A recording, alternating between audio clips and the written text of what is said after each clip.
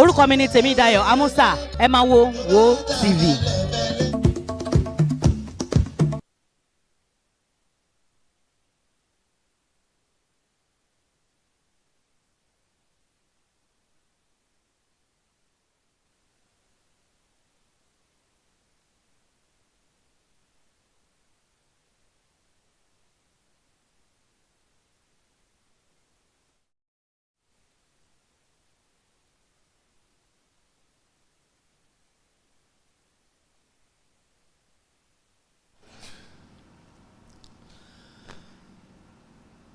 ògbólógbò erin bí wọ́n bá jí wọ́n á fẹ́ yín lẹ́yìn kéké àgbà ọ̀jẹ̀ nínú àwọn ẹ̀fọ̀n bí wọ́n bá jí wọ́n á fi wọ́n lu wọ́n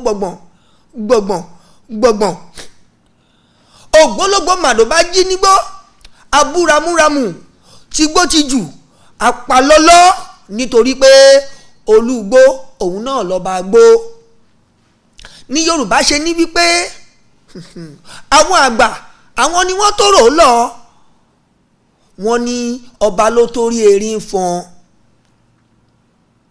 bí wọ́n bá lọ́ba ló torí erin fọ́n wọ́n ń jẹ́ ká mọ iyì àgbàlagbà láàrin àwùjọ ká mọ kókó ká mọ pàtàkì wọn ni. ẹ káàbọ̀ sórí ètò lálẹ́ yìí gbogbo ẹ̀yin olólùfẹ́ ìkànnì Wo TV tẹ́ ń wò mí níbi gbogbo ibi àbí tẹ́ bá ti ń gbọ́ mi lálẹ́ yìí èmi ọmọ yín àbúrò yín ọ̀rẹ́ yín Àdìgún olódòdó ràwọ̀ màá ní mo mà tún balẹ̀ bàgẹ́ sórí ètò lálẹ́ yìí gẹ́gẹ́ bí ìṣe mi. àkú àtàárọ̀ àkú òpin ọ̀sẹ̀ bọ́ọ̀ lójú ọjọ́ lọ́dọ̀ yín lọ́hùn-ún bọ́ọ̀ ló ti rí nítorí pé lọ́dọ̀ wa ti wá ń bí ò ṣe fìwé mọ́ ara ò lé bí mo ti máa ń wí pé òjòjò òkúkú ní ìṣògùn tiwa kára ògùn ó má le kọ̀rọ̀ kó rẹ̀ wá àwa amúrẹ̀ rodò àá lọ fi ṣọmọ ẹja lóore kan lè máa romú jẹ nísàlẹ̀ odò tòun táwọn tolúwẹ̀rí. ètò àṣàyàn ọ̀rọ̀ ló ń dé sójú ìwòran yín lónìí tí ṣe ọjọ́ 28 oṣù kẹjọ ọdún 2021 tá a wà nínú èyí. gẹ́gẹ́ bẹ́ẹ̀ ti mọ̀ níṣe mi ẹ̀yin èèyàn àti ẹ̀wà nílé tí ẹ̀ ń wo ètò àṣàyàn ọ̀rọ̀ lórí ìkànnì Wo TV. ètò òun fẹ́ bẹ̀rẹ̀ báyìí màá wá fẹ́ kẹ́ subscribe kẹ́ bá mi like ẹ romance ẹ kẹ́ jẹ́ kó go far wide and large kó lọ káàkiri sí gbogbo ibi tí ẹ̀ka ibi tí ó bá ti jẹ́ kí wọ́n ti gbọ́ kí àjọ máa gbádùn ètò ọ̀hún bọ̀ lẹ́sẹsẹ lọ́wọ́lọ́wọ́. lálẹ́ òní àwọn ọ̀rọ̀ wà tí ó fojú léde tí a ó ṣe lálàyé tí a ó yànnàná tí a ó ṣe àwọn ọ̀rí kí ni wí lórí ẹ̀ fún ara wa kí ó lè jọ yé gbogbo ẹ̀yin tí ẹ̀ ń wo ètò yìí nínú ilé àti àwa tí a wà ń bí tí a ń nà sí orí afẹ́fẹ́. ní báyìí ẹ bá mi wá àpèrè fìdílé àbí kẹ bá mi wá ìdífilé kẹ bá mi wá ìdífilé àpèrè nítorí pé a fẹ́ wọnú agbami ètò ọ̀hún ní pẹrẹwu. èyí tí màá kọ́kọ́ fi ṣíde ètò lónìí ní ọ̀rọ̀ tó ní ṣe pẹ̀lú ti olóyè Adéníyì Adéyẹmọ Ìgbòho Òòṣà. ọ̀rọ̀ ń wáyé lónìí gẹ́gẹ́ bí òwe tí mo pa ṣáájú ọ̀rọ̀ wípé àgbà ló tóró lọ wọ́n ní ọba ló máa ń tẹ́rí orún fọ́n ní báyìí àwọn àgbà ti sọ̀rọ̀. ọ̀kan lára àwọn ògbóǹtarìgì ọ̀kọ̀wé ni gbajúgbajà sọ̀rọ̀sọ̀rọ̀ ni ta lè pè wọ́n ní nationalist tó jẹ́ pé àwọn ni wọ́n mọ ti fún tẹ̀dọ̀ nínú ìkarahun ìgbín olóyè ẹni ọ̀wọ̀ tí mo tún fi tọ̀wọ̀tọ̀wọ̀ dárúkọ wọn bàbá wa Professor Wọlé Ṣóyínká wọ́n ti sọ ètò ń jẹ́ òkodoro ọ̀rọ̀ nínú gbogbo ìṣẹ̀lẹ̀ tó ti ń ṣẹlẹ̀ ṣe mọ̀ wípé òye làgbà máa ń wò tẹ́lẹ̀tẹ́lẹ̀ rí àti wípé bàbá yìí ò sọ̀rọ̀ bàbá yìí ò wí nǹkan bàbá yìí ò sọ̀rọ̀ jákè àmọ́ ní báyìí ìdákẹ́rọ́rọ̀ bàbá kì í ṣe pé bàbá ò mọ nǹkan tí wọ́n lè sọ. Professor Wọlé Ṣóyínká wọ́n ti jáde wọ́n ti jẹ́ kí gbogbo ọmọ Yorùbá àti gbogbo ọmọ ilẹ̀ Nàìjíríà pátápátá kí wọ́n mọ̀ tí ó ń jẹ́ òdodo nínú àwọn ọ̀rọ̀ tí ó ń lọ lọ́wọ́lọ́wọ́ báyìí. Lákọ̀ọ́kọ́ èyí tí wọ́n kọ́kọ́ yànnàná òun náà lórí ọ̀rọ̀ olóyè Adéníyì Ìgbòho Òòṣà.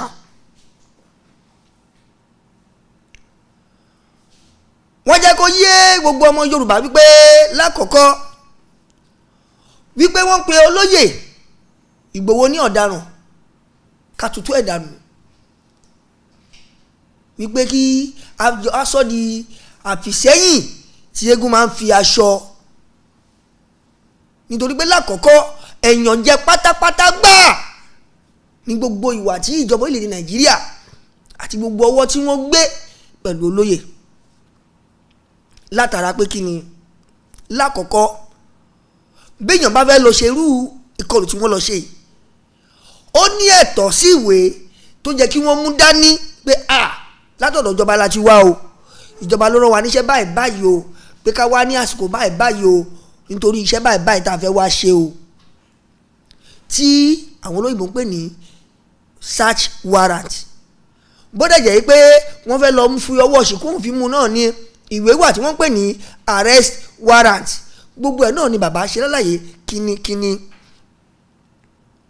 Látara bẹ́ẹ̀ wọ́n jẹ́ kó yé gbogbo ọmọ orílẹ̀-èdè Nàìjíríà wípé kí ìjọba orílẹ̀-èdè máa pe ẹni tí kì í ṣe ọ̀daràn ní ọ̀daràn látara pé ó dìde fún ìgbèníjà, kì í ṣe ìpèníjà o, fún ìgbèníjà ara ẹ̀, nítorí pé ikú tó bá ń pààyàn tó ń pa ojúgbà ẹni òwe ló ń pa fún ni. Táwọn náà bá káwọ́ gbéra láì sọ̀rọ̀ láì ṣe wọn kan, ó ṣeé ṣe kíkọlù tó ń ṣẹlẹ̀ wá ní gbogbo sàkáání ọ̀dọ́ wọ̀nyí kó ti inú ẹ̀ kó ti jóran ọ̀dọ̀ tiwọn náà. èyí ni ìtàwọn ṣe gbéra pa wípé kójú má rí bí gbogbo ara lógún ẹ ni wọ́n ṣe sọ̀kalẹ̀ wá sí ìgànnà nígbà náà tí wọ́n wá yọjú sí àwọn tó jẹ́ bí adarí àwọn ẹ̀yà Fúlàní láti sọ̀rọ̀ nítùbínùbí pé tí ẹ bá lè bá wa gbé ní ìtùbínùbí, inú ògbà láàyè ògbà, ilẹ̀ tọlọ́hun, ẹ̀yin ẹ mú bí káwa náà mọ̀hún kájọ máa kọ́ ọmọ olùbọ́pọ̀. àmọ́ bí náà ò bá ti wá ní wọ̀ lórí ohun kan náà ni o, a jẹ́ pé ẹ ó kó gbogbo ẹrù yín àti gbogbo ẹrú àti gbogbo ẹrù tẹ́ní, ẹ ó padà sí ilẹ̀ baba ńlá kú baba yín tẹ́ ti sàn wá. ẹ̀ṣẹ̀ wàá dà nínú kí ẹni tá a mọ̀ ní ọmọ Yorùbá àtàtà, ẹni tá a mọ̀ ní ọmọ Yorùbá òdodo, ẹni tí ó fojú wọn gẹ́gẹ́ bí olùgbèjà, ó fẹ́rẹ̀ sílẹ̀ gẹ́gẹ́ bí olùkọ̀yà fún ọmọ Yorùbá. ó kàn jẹ́ wípé nílẹ̀ Yorùbá ń bí àgùntàn kò lóun ò bá ewúrẹ́ ṣe, àbí ewúrẹ́ kò lóun ò bá àgùntàn ṣe. àgùntàn ló fi ń yé ewúrẹ́ pé ìyá òun ò bí dúdú, lẹ́yìn tó ń túmọ̀ sí pé Yorùbá láàrin Yorùbá nínú Yorùbá mọ́ra wọn. nítorí pé bá a ṣe ń sọ tó yìí náà, bí iná kíní ṣe ń jó yìí bó ṣe ń lọ tó yìí, àwọn kan wà ní kọ̀rọ̀bì kan tó jẹ́ pé ìlú bàjẹ́ ni àwọn ń lù, orin kó dàrú kó wó lórin tí wọ́n kọ tí wọ́n ń gbé. àmọ́ tòní ti bẹ́ẹ̀ àwa ò kúkú ní wariwo ọjà, nítorí pé àwa ti rí ẹni tí à ń bá nájà. nítorí pé téèyàn bá ti wà nípò àgbàlagbà tó ti rò wípé ńjọ́kan gbogbo ohun táwọn àwọn àdálẹ̀ òun abá tòun lọ́jọ́ kan, irú àgbàlagbà bẹ́ẹ̀ á dúró ní gbangba, á sọ òótọ́ jáde nígboro ẹnu. gbogbo ìgbésẹ̀ lẹ́yìn tí àwọn ìjọba orílẹ̀ Nàìjíríà tí wọ́n fi kan olóyè ni Professor Wọlé Ṣóyínká ni wọ́n bu ẹnu àtẹ́lù, ni wọ́n wọ́ mọ́ ẹrẹ̀fọ̀. wọ́n lé ẹ lọ káyàn mọ́lé láago 2 òru without awareness, kò sí pé àwọn lábẹ́yà ń bọ̀ o nígbà báyìí. ẹ yọ sílé ẹ̀bí Ṣàngó lóru láago 2 lóru. wọ́n lóru ló máa ń gba tọwọ́ ọmọdé, oorun ìbákan náà ló ń gba tọwọ́ àgbàlagbà. bá a bá ti sùn á ti dòkú, ìgbà abájísáyé la mọ̀dà wà láàyè ọkàn. nínú ìwé òfin orílẹ̀-èdè Nàìjíríà ṣó wà ní àkọsílẹ̀ bẹ́ẹ̀ yìí pé kí wọ́n máa ṣe ìkọlù sílé ẹni tí kì í ṣe ọ̀daràn láago 2 òru. ẹ ṣe kọlù síbẹ̀, ẹ gba ẹ̀mí èèyàn 2, ẹ bà ìmọye dúkìá jẹ́, àwọn dúkìá kì í ṣe dúkìá lásán, àwọn dúkìá tó lórúkọ, àwọn dúkìá tó ní kìmí, àwọn dúkìá tó jẹ́ pé béèyàn bá jẹun yó àti yàdírú ẹ̀ àárò lẹ́ẹ̀mejì. ẹ fi ìṣẹ́jú kan rò ó ìjọba ilẹ̀ Nàìjíríà kí wọ́n tó da gbogbo ẹ̀rọ fáínálì.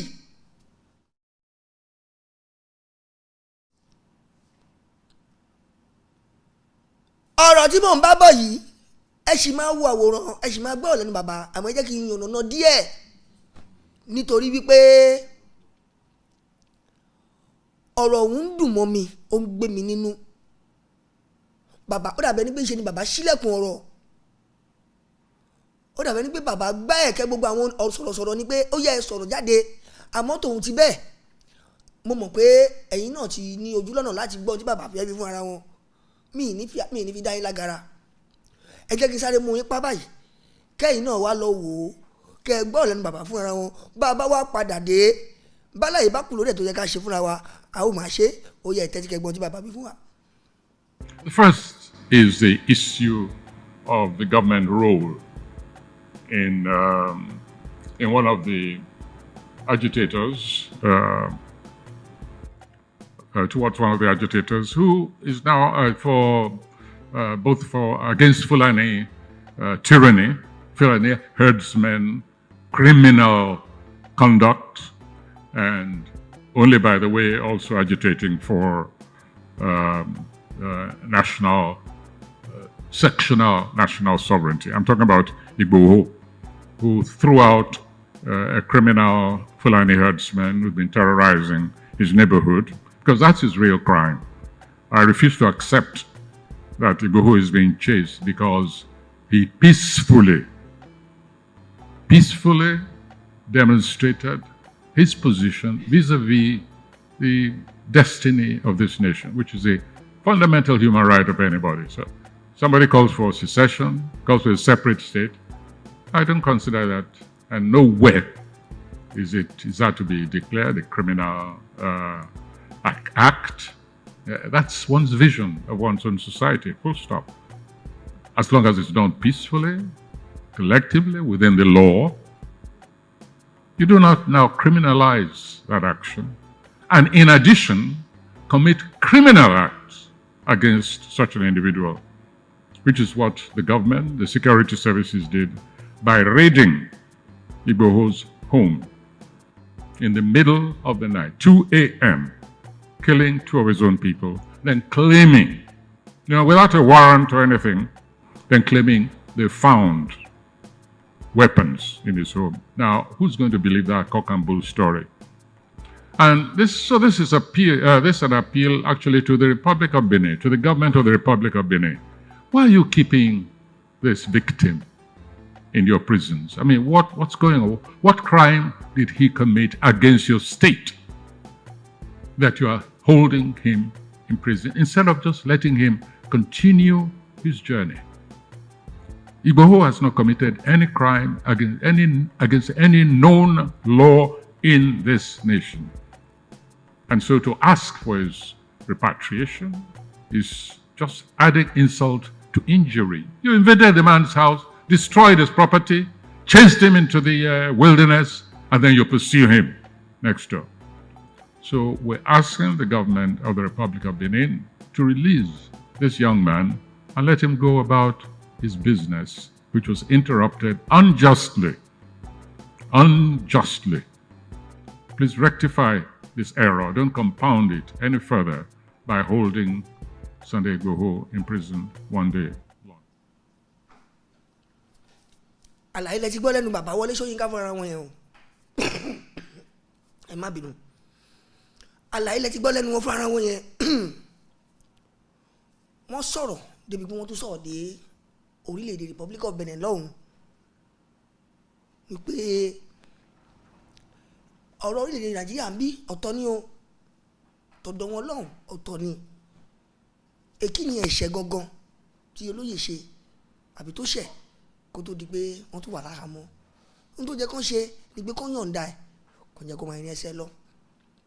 Ṣé ti rí àwọn àgbàlagbà tí wọ́n ní òótọ́rọ̀ láti sọ. Àwọn àgbàlagbà tí Ọlọ́run bá fi òótọ́rọ̀ sí lẹ́nu tí wọn ò bá sọ ṣe ló máa ń dàbí pé ara ni wọ́n nínú ara wọn, nítorí pé òótọ́ yẹn àfihàn wọn ni wọn ò gbúdọ̀ má sọ. Ṣé ó ti wá yé yín báyìí gbogbo ẹ̀yin olólùfẹ́ ètò yìí nínú ilé pé a ní àwa sì ní bàbá tó gbójúlé. Yorùbá sì ní bàbá tí ó tó fọkàn tán nígbà tí bàbá sọ̀rọ̀ débi kan wọ́n sọ Yorùbá. Bàbá sọ Yorùbá, òwe ni wọ́n pa. Wọ́n ní àrà mẹ́rìírí mo lórí ológbò láti àwọn òríró eléyìí rí àfi ń dẹ́rù bọ́ lọ́rọ̀ ni. Wọ́n sọ Yorùbá léyìí tó fi yé gbogbo ọmọ Yorùbá wípé a sì ní bàbá nígbẹ́jọ́. Irú àwọn bàbá tá a dẹ̀ ń sọ yìí wọ́n ṣe bàbá tó lè sọ̀rọ̀ níbi tí ayédélé nìyí ní orílẹ̀ gbogbo àgbáńlá ayé tí wọ́n máa ní wọn ò ní gbóhùn wọn gbígbọ́ lóhun tiwọn, nítorí pé àwọn ọgbà yìí ló mọ̀ báwọn ò sí nídìí ìbàjẹ́. Ohun tí wọ́n bá dẹ̀ rí tí wọ́n bá mọ̀ òun ni wọ́n máa sọ. Gbogbo ohun tí wọ́n bá dẹ̀ wá sọ lọ́rọ̀ tẹ́ bá gbọ́ ẹ ṣèwádìí ẹ̀ bọ́n ṣe sọ bọ́n ṣe wí náà lẹ ṣe máa bá a. So ládàra báyìí ìjọba Republic of Benin àwọn náà ń gbọ́ gbogbo àlàyé tí Professor Wọlé Ṣóyínká tó ń ṣe, nítorí pé ajaba lẹ́yìn dandan ni kó pọ̀ bọ́. Àwọn náà ti rí báyìí pé ajá olóyè Adéníyì Adéyẹmọ Ìgbòho ó nẹ́ni lẹ́yìn, nítorí náà ó ṣeé ṣe fún un láti pa ọ̀bọ jẹ. So bàbá ti ròyìn wọ́n ti rawọ́ ọ̀bẹ̀ síjọba ààrẹ orílẹ̀-èdè Republic of Benin pé ẹni tẹ́ mú yìí tí wọ́n dáṣọ àrán tí wọ́n dàbò lórí tí wọ́n pè lọ́daràn tí wọ́n pè ó lè lọ yìí, orúkọ tí wọ́n pè kọ́ ló ń jẹ́ o. Wọ́n kàn mọ̀ọ́mọ̀ ra èébú wọ́n fi ń bu ni, nítorí pé kí eré tiwọn tí wọ́n fẹ́ sá kó lè yọrí sí bí wọ́n ṣe ní èrò nílẹ̀ fún tẹ́lẹ̀. Now lẹ́yìn yẹn ọ̀rọ̀ tún sì pọ̀ tí bàbá sọ. Tẹ́ ẹ bá rántí pé ní kòpẹ́kòpẹ́ yìí bíi wákàtí díẹ̀ sẹ́yìn ìròyìn lọ káàkiri lórí ìṣẹ̀lẹ̀ tó ṣẹlẹ̀ tí ìfọ̀rọ̀wánilẹ́nuwò tí àwọn òṣìṣẹ́ àjọ Channels Television tí wọ́n lọ ṣe ìfọ̀rọ̀wánilẹ́nuwò pẹ̀lú gómìnà ìpínlẹ̀ Benue ọ̀gbẹ́ni Samuel Ortom àti ẹni tó ti fìgbà kan jẹ́ ọ̀gá lẹ́nu iṣẹ́ ọmọ ológun ní Nigerian Navy tí wọ́n jẹ́ Ọlákúnlé Ọláwùnmí. Nínú ìfọ̀rọ̀wánilẹ́nuwò tí wọ́n ṣe yìí ọ̀rọ̀ jábọ́ léyìí tó dàbẹ́ ní pé àwọn ọ̀rọ̀ ọ̀hún ó ṣe àkóbá fún iléeṣẹ́ àjọ Channels Television tó mú ààrẹ orílẹ̀-èdè yìí pa àṣẹ wípé àwọn tí wọ́n wà nídìí ìṣàkóso ọ̀rọ̀ orí afẹ́fẹ́ ọ̀rọ̀ à ń gbókèrè sọ̀rọ̀ síra ẹni tá a mọ̀ sí Nigerian Broadcasting Commission ààrẹ pa wọ́n láṣẹ wípé kí wọ́n sì gba iṣẹ́ àbí kí wọ́n sì fi igi gún iṣẹ́ ní iléeṣẹ́ Channels Television náà, nítorí wípé ìwádìí tí wọ́n lọ ṣe yẹn ó dàbẹ́ ní kó fẹ́ tàpá sí òfin orílẹ̀-èdè Nàìjíríà. Lẹ́yìn tí wọ́n tún tẹ̀síwájú nínú àṣẹ tí wọ́n pa wípé kí àwọn àjọ DSS kí wọ́n tún lọ fẹ́ wọ́ ṣùgbọ́n òfin mú ẹni tí ó ń jẹ́ Òkìkí Ọlá àti Chamberlain Uzo tí àwọn méjèèjì jẹ́ òṣìṣẹ́ Channels Television yìí. Lórí ìṣẹ̀lẹ̀ yìí kan náà Professor Wọlé Ṣóyínká ò mà dúró, wọ́n tẹ̀síwájú nítorí pé wọ́n fẹ́ fọ aṣọ òun kó mọ́ kínníkínní. Àwọn fúnra wọn fẹ́ wẹ̀ wọ́n fẹ́ yán kọ̀ọ̀kan, nítorí pé àgbàlagbà tó bá tó gbangba sùn lọ yẹ irú wọn ó jẹ́ ká gbóṣùbà fún wọn ni. Wọ́n bu ẹnu àtẹ́ lu ìgbésẹ̀ tí ìjọba ìjọba ilẹ̀ Nàìjíríà tí wọ́n gbé lórí ọ̀rọ̀ náà wípé kò jẹ́ kó lọ bẹ́ẹ̀. Ohun tí ìjọba fẹ́ ṣe ni pé wọ́n fẹ́ gbẹ́sẹ̀ lé ààyè tó wà nílẹ̀ fún ìsọ̀rọ̀ síta, ìsọ̀rọ̀ sókè fún gbogbo aráàlú tá a pè ní self expression. Nítorí pé ìṣẹ̀dá orílẹ̀-èdè Nàìjíríà yìí, wọ́n ní Nàìjíríà orílẹ̀-èdè yìí woman right country ni wọ́n pe ìlú tí àtàgbà àtọmọdé àtolówó àti tálíkà tí gbogbo wa ti ní ẹ̀tọ́ tá a jẹ́ nǹkan kan náà níwájú òfin ni. Ó ṣe wá jẹ́ tó jẹ́ àwọn tó wá jẹ́ oníròyìn tí wọ́n wà nídìí pé kí etí aráàlú kó má di sí tó ń ṣẹlẹ̀, kí làákàyè wọn má kúrú sí gbogbo nǹkan tí yóò ṣe láàrin ìlú àbí bí ìlú ṣe ń lọ sí. Wọ́n yanṣẹ́ yìí láyò, wọ́n dẹ̀ gbà gẹ́gẹ́ bí iṣẹ́, wọ́n dẹ̀ ń ṣe bí iṣẹ́ tí wọ́n gbà, nítorí pé wọ́n rántí pé nígbà táwọn máa gbàṣẹ́ yìí àwọn ṣe I pledge, àwọn go into oath pé iṣẹ́ tí mo fẹ́ gbà yìí o máa ṣe láti fi so orílẹ̀-èdè Nàìjíríà fún ìlọsíwájú àti fún ìdàgbàsókè.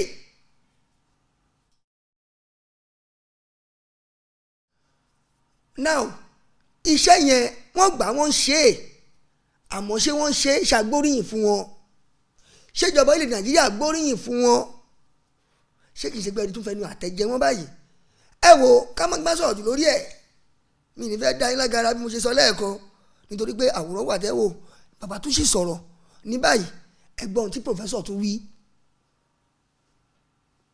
Watching the play of the interventions, using as spearhead this decree. And so I think nobody is left in any doubt that both the spirit and the letter of this Broadcasting Commission decree have indicated clearly where the freedom of expression is being taken, and it should be stopped as quickly as possible. I think all of you have, I don't know if you've seen this letter, which was sent by the National Broadcasting Commission to Channel TV. It just happens to be channels, it could be anyone. It's been others as well. But this, for me, is the first time I've actually seen an example of the kind of query that the media is getting. Yeah, just take one or two examples. Here's it's titled Notice of Infraction. And section, the broadcaster shall ensure that its presenter shall handle with professionalism and sound judgment to ensure, etc., etc. Professionalism, sound judgment, who decides that? Is a National Broadcasting Commission a mass communication forum? You know, is it judging people's papers? Is it setting examination? Says you haven't shown sound judgment. I mean, who's the impartial arbiter? Who's the expert who decides things like that? And so on and so forth. I mean, this is one of the most astounding, semi-literate kind of official query letter I've ever seen. And I wish to exhort the media, whenever they get letters like this. I know you have problems. You have your commission, you have your board of trustees, they tell you what to do and so on. But wherever possible, if only symbolically, you know, please just throw it into the garbage pan, whatever you are, which I propose. Could you bring something there? This kind of query, this is where it belongs. No, yeah, just stick it. Just get rid of it. In addition, however, I think we shouldn't stop at symbolic gestures. I think we have a responsibility to tell the government that if any media institution is sanctioned on this kind of trivial, absolutely ludicrous grounds, that we will fulfill our responsibility by mobilizing the nation to boycott all government media, whether television or radio, and we shall embark on that campaign. I invite you, all of you, to stand by to get ready. If it becomes necessary, then we shall wage this media war against the government. Decree number 4 has no place in a democracy. And it's about time we emphasized that, we manifested that both in language and in act. Gbogbo àlàyé tí mo ti ń ṣe bọ̀ látàárọ̀ lórí ọ̀rọ̀ àtolóyè Ìgbòho àtọ̀rọ̀ channels o gbogbo ẹ̀ lẹ ti rí yẹn o ṣe é torí pé bàbá tó mú ìwé wọn tó fẹ́ yà àbí kí lẹ́yìn tó ṣẹlẹ̀ mẹ́yẹn wọ́n jẹ́ kó yí àwọn mídíà yìí pé níjọ́ míì tẹ́ bá rírú ìwé báyìí gbà ẹ má máa jẹ́ kó jẹ́ nǹkan payà fún yín àwọn òwe tí ò lẹ́sẹ̀ ńlẹ̀ wò lẹ́nu kó wá báyìí ní ọ̀hún ẹ mú ẹgbọ́n ya ìdá inú ibi that's where it belongs bàbá ń sọ ibi tó belong àwọn òwe lẹ́tìmí táwọn òwe lẹ́tìmí belongs ibẹ̀ ni wọ́n fi wọ́n yín yẹn so tó bá díjọ́ míì nítorí ẹ̀kẹ́ ẹ ṣe bàbá ti sọ fún wa kò jù bẹ́ẹ̀ lọ that is that about that lórí ibẹ̀. nítorí ẹ mọ̀ tó ṣẹlẹ̀ gangan àwọn ìjọba ìfẹ́ di wá lẹ́nu ni o in short wọ́n fẹ́ di gbogbo mídíà lẹ́nu gbogbo mídíà orílẹ̀-èdè Nàìjíríà wọ́n fẹ́ di lẹ́nu gbogbo channel bóyá channels bóyá television house o bóyá radio houses ni o I don't know bóyá in short àwọn social media gan wọ́n wà involved wọ́n fẹ́ di gbogbo ọ̀rẹ́ so that àwọn informations tí à ń fi síta fún yín tẹ̀ ń gbọ́ yìí wọ́n fẹ́ kẹ́ gbọ́ that is the truth wọ́n fẹ́ kẹ́ gbọ́ ìyẹn ló ti jẹ́ pé wọ́n wá fẹ́ wọ́n kọ̀ nítorí pé iṣẹ́ tí orí bá rán yàn òun náà lèèyàn máa jẹ́ iṣẹ́ tẹ̀dá tí wá yàn mọ́ wa tá a gbà òun náà la máa ṣe àti gbaṣẹ́ iná àlè kúrò ní ẹ so fún èyí olólùfẹ́ tẹ́ wọ́n wà nínú ilé ẹ ní ìgbàgbọ́ wípé nígbàkigbà tí ọ̀rọ̀ bá wáyé tó jẹ́ kẹ́ ẹ gbọ́ gbogbo ẹ̀ lẹ́ máa gbọ́ tí ẹ̀mí ò bá ti bọ̀ lẹ́mi wa Ọlọ́run dẹ̀ ní pa yín kò ní pa àwa náà lórí yẹn bó ṣe rí nìyẹn ìtí mo tún fẹ́ sáré mẹ́nubà lórí ọ̀rọ̀ pòfẹ́sọ̀ fídíò eléyìí ẹ lè má rí wò nítorí pé kò fi bẹ́ẹ̀ sí àwòrán òrùtẹ́lẹ̀ àmọ́ ohun tí wọ́n àlàyé tí wọ́n ṣe ń bẹ̀ máa ṣe fún gbogbo ẹ̀yin olólùfẹ́ ètò yìí lẹ́kùnrẹ́rẹ́ tẹ̀wọ́ mi nínú ilé lórí ọ̀rọ̀ yìí. àwọn gómìnà ní South West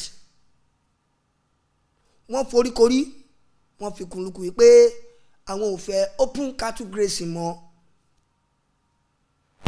tó bá jẹ́ pé fẹ́ káwọn fún yín nílẹ̀ kẹ́ ẹ fi kọ́ ranch níbi tí wọ́n máa ń kọ́ àwọn ẹran sí bí ọgbà tẹ̀lé máa fún wọn ní nǹkan tẹ́ bá fẹ́ fún wọn jẹ́ ń bẹ̀ bí omi o àbí oúnjẹ o àbóògùn o àwọn gómìnà ìpínlẹ̀ South West wọ́n náà wọ́n lè ṣèyẹn fún àwọn Fúlàní àmọ́ pé kọ́ máa wá da ẹran jẹ kiri ìgboro wọnú oko olóko lọ́ máa boko jẹ́ fáwọn olóko kí olóko má lè rí èrè oko wọn kó nígbà lẹ́yìn ìgbà tí wọ́n bá ṣe ọ̀pọ̀lọpọ̀ wàhálà wọn láwọn ayé òsì mọ́ nílẹ̀ Yorùbá wa ń bí. àmọ́ tòun ti bẹ́ẹ̀ ààrẹ ò mà jáwọ́ nítorí pé nínú ọ̀rọ̀ tí Professor Wọlé Ṣóyínká tí wọ́n sọ lénìí wọ́n jẹ́ kó yé wa wípé 368 different locations in 25 different states ní àwọn ìpínlẹ̀ mẹ́ẹ̀ẹ́dọ́gbọ̀n ní oríkèéríkèéríkèé láwọn ìlú wọ̀nyí wọ́n dá àwọn èèyàn síta wípé kí wọ́n lọ máa gba ilẹ̀ onílẹ̀ fún àwọn ẹ̀yà Fúlàní láti máa fi ṣe ìdáranjẹ. bàbá ní obsession ni wọ́n pe ìwà tí ààrẹ wù wípé nígbàtí àwọn aráàlú àti àwọn ìjọba tí wọ́n jẹ́ ìjọba ìpínlẹ̀ tí wọ́n bá sọ pé nǹkan kan ni àwọn ò fẹ́ tí ará iwájú kọ́ èrò ẹ̀yìn kọ́ àwọn tàní sọ pé àwọn ò gbà tiẹ̀ àmọ́ ohun tí wọ́n sọ pé àwọn orin tí wọ́n láwọn ò jó sí òun náà ni ààrẹ ló tẹpẹlẹ mọ́ ló ń dà ni wọ́n tún kọ́ àwọn onílù tí wọ́n ń lù sí àtòrin tí wọ́n wá ń dá àti ìlù tí wọ́n ń lù sí àwọn wo gan ló fẹ́ jó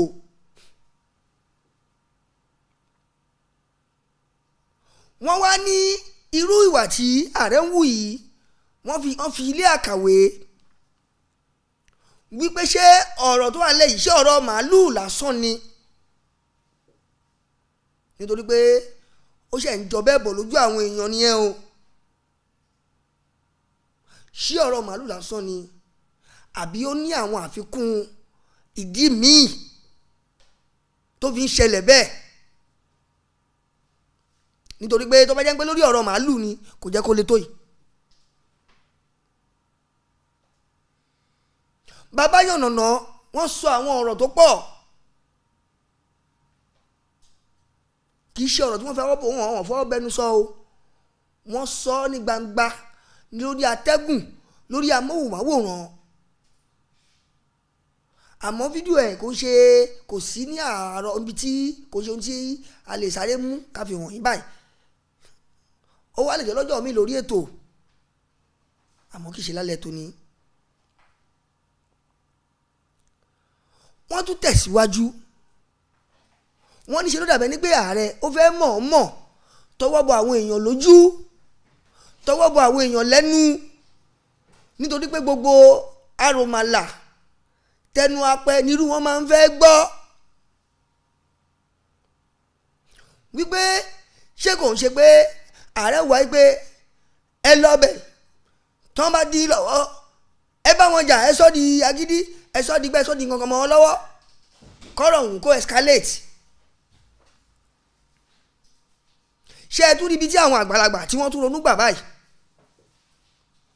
tó bá jẹ́ àwọn ọmọdé ló ń ronú báyìí, lọ́mọdé ni inú ọmọdé ni wọ́n ń rò. àwọn àgbàlagbà ló ronú yìí o, nítorí pé wọ́n ní tá a bá wo ṣàkún ọ̀rọ̀ ó ṣeé ṣe ká mọ ibi tí kúlẹ̀kúlẹ̀ ọ̀rọ̀ ọ̀hún tó fẹ́ wú sí. mo sọ níbẹ̀rẹ̀ ètò yìí lálẹ́ yìí pé dídákẹ́ tí bàbá dákẹ́, bọ́mọdé bá gun pẹ̀tẹ́ẹ̀sì alájà 25 tágbàlagbà dó lórí ilẹ̀ pẹ̀pẹ̀, ohun tágbàlagbà ẹ̀ ń bá màmá rí, ọmọ tó gorí pẹ̀tẹ́ẹ̀sì alájà 25 yóò mà lè rí, kò lè rí ìdajì ẹ̀. wọ́n lójú àgbájì, kí ló ń jẹ́ tó ń jẹ́ kójú àgbájì? ìrírí ni. bàbá ò sọ̀rọ̀, bàbá ò sọ̀rọ̀, bàbá ò sọ̀rọ̀, bàbá ti sọ̀rọ̀ báyìí o. wọ́n dẹ̀ mú ní tó jẹ́ kìmí jáde nínú ọ̀rọ̀ ọ̀hún. ṣé ti wá rí báyìí wípé àwọn ìjọba orílẹ̀-èdè Nàìjíríà, bí a bá sọ wípé àwọn náà ni wọ́n ní kó lè lọ jà, àwọn náà ni wọ́n tún ní kí olóko lọ mú un, nítorí pé àwọn tí àwọn aráàlú yàn sípò òun ni àwọn gómìnà tá à ń sọ yìí, àwọn ni wọ́n kángun sí àwọn aráàlú, nítorí pé akú arapa òun náà lẹni tó kángun sọ́run. wọ́n ní local government chairman, bẹ́ẹ̀ náà ni wọ́n ní councillor, tí wọ́n dẹ̀ bìlí pé àwọn wọ̀nyí àwọn ni wọ́n wà ńbẹ̀ tí wọ́n lọ ṣiṣẹ́ sìn. nǹkan tí wọ́n fẹ́, wọ́n ti pe ìjọba ìpínlẹ̀ wọn, wọ́n ti ṣàlàyé fún pé àwa ò faramọ́ nǹkan báyìí mọ́, ẹ jẹ́ kí ọ̀rọ̀ yẹn jẹ́ kó dé etí ìjọba àpapọ̀ lókè.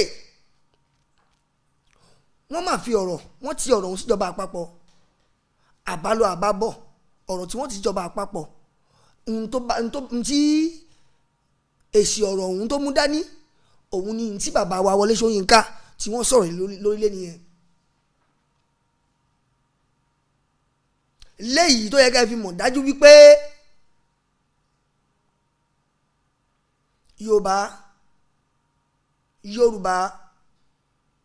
Yorùbá nínú ọ̀rọ̀ tí bàbá sọ lénìí, bàbá mú ìwé kan jáde. ìwé ọ̀hún wọ́n kọ Nigerians silent slaughter.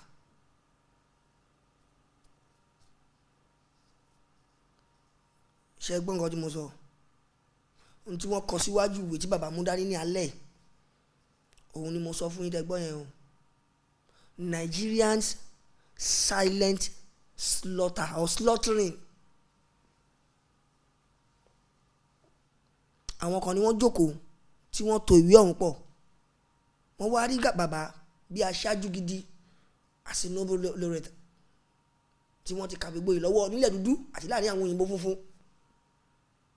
Bàbá ìwé yìí ni ẹ bá fojú àgbà wò.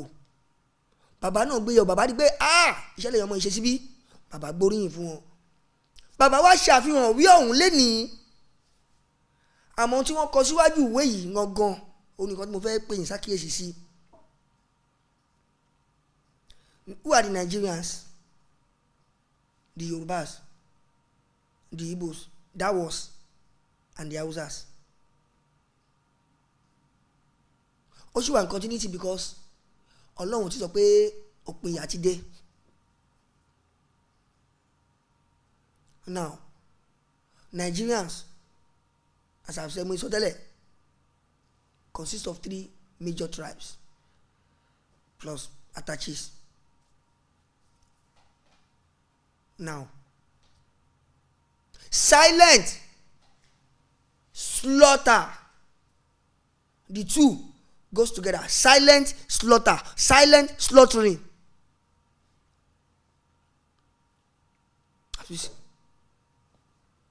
Wọ́n mọ̀kú ṣe ká undergroundly, unawareness, àjọsí wọn lójijì. Tẹ́bàdàn gbogbo tactics ń tó ń ṣẹlẹ̀ yìí náà silent slaughtering ni o, nítorí pé wọ́n ń ṣe àwọn tó náà wọ́n ń ṣe mọ́ wọ́n rí pé wọ́n ń jíṣẹ́ yìí, iṣẹ́ yẹn wọ́n ń ṣe lóòótọ́, bó tẹ̀ jẹ́ pé lára àwọn ọwọ́ ń bà díẹ̀díẹ̀, àmọ́ ṣé àwọn tọ́wọ́ ń bà yẹn ǹjẹ́ wọ́n fi ojú wọn léde? Wọ́n fojú Sunday Adé ní Ìgbò wọ́n fi léde o, wọ́n pè lọ́daràn, wọ́n fojú Nnamdi Kanu wọ́n fi léde. Tẹ́ bá òbí ṣé ògùn mi lọ́wọ́ ẹni nọ̀tà náà sìn, wọ́n á gbé ṣé ògùn mi jáde fún yín, wọ́n á wá aṣojú ẹ̀ balabala. Ǹjú mò ń sọ yẹ kó yẹ yín o, wọ́n máa fèdè ojú ẹ̀ ni.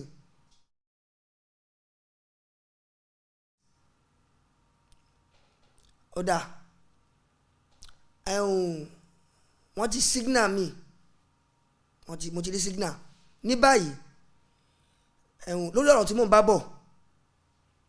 Mo fẹ́ kẹ́ wo fídíò ẹ̀ kẹ́ ẹ gbọ́n tí bàbá sọ. Bàbá ṣe lálàyé ní kíkún, àfihàn òwe yìí náà ó wà lọ bàbá ń bẹ̀ ẹ̀ rí fún ara yín. Ó yá ẹgbọ́n tí bàbá fún ara wọn sọ, tá a bá padà dé ìtó bá kù àmọ́ wáyọ̀ nànà ẹ̀ ẹgbọ́n tó wí. Now, I brought out a novel recently, which all of you are aware of, Chronicles from the Land of the Happiest People in the World, which of course was intended to be an ironic title, because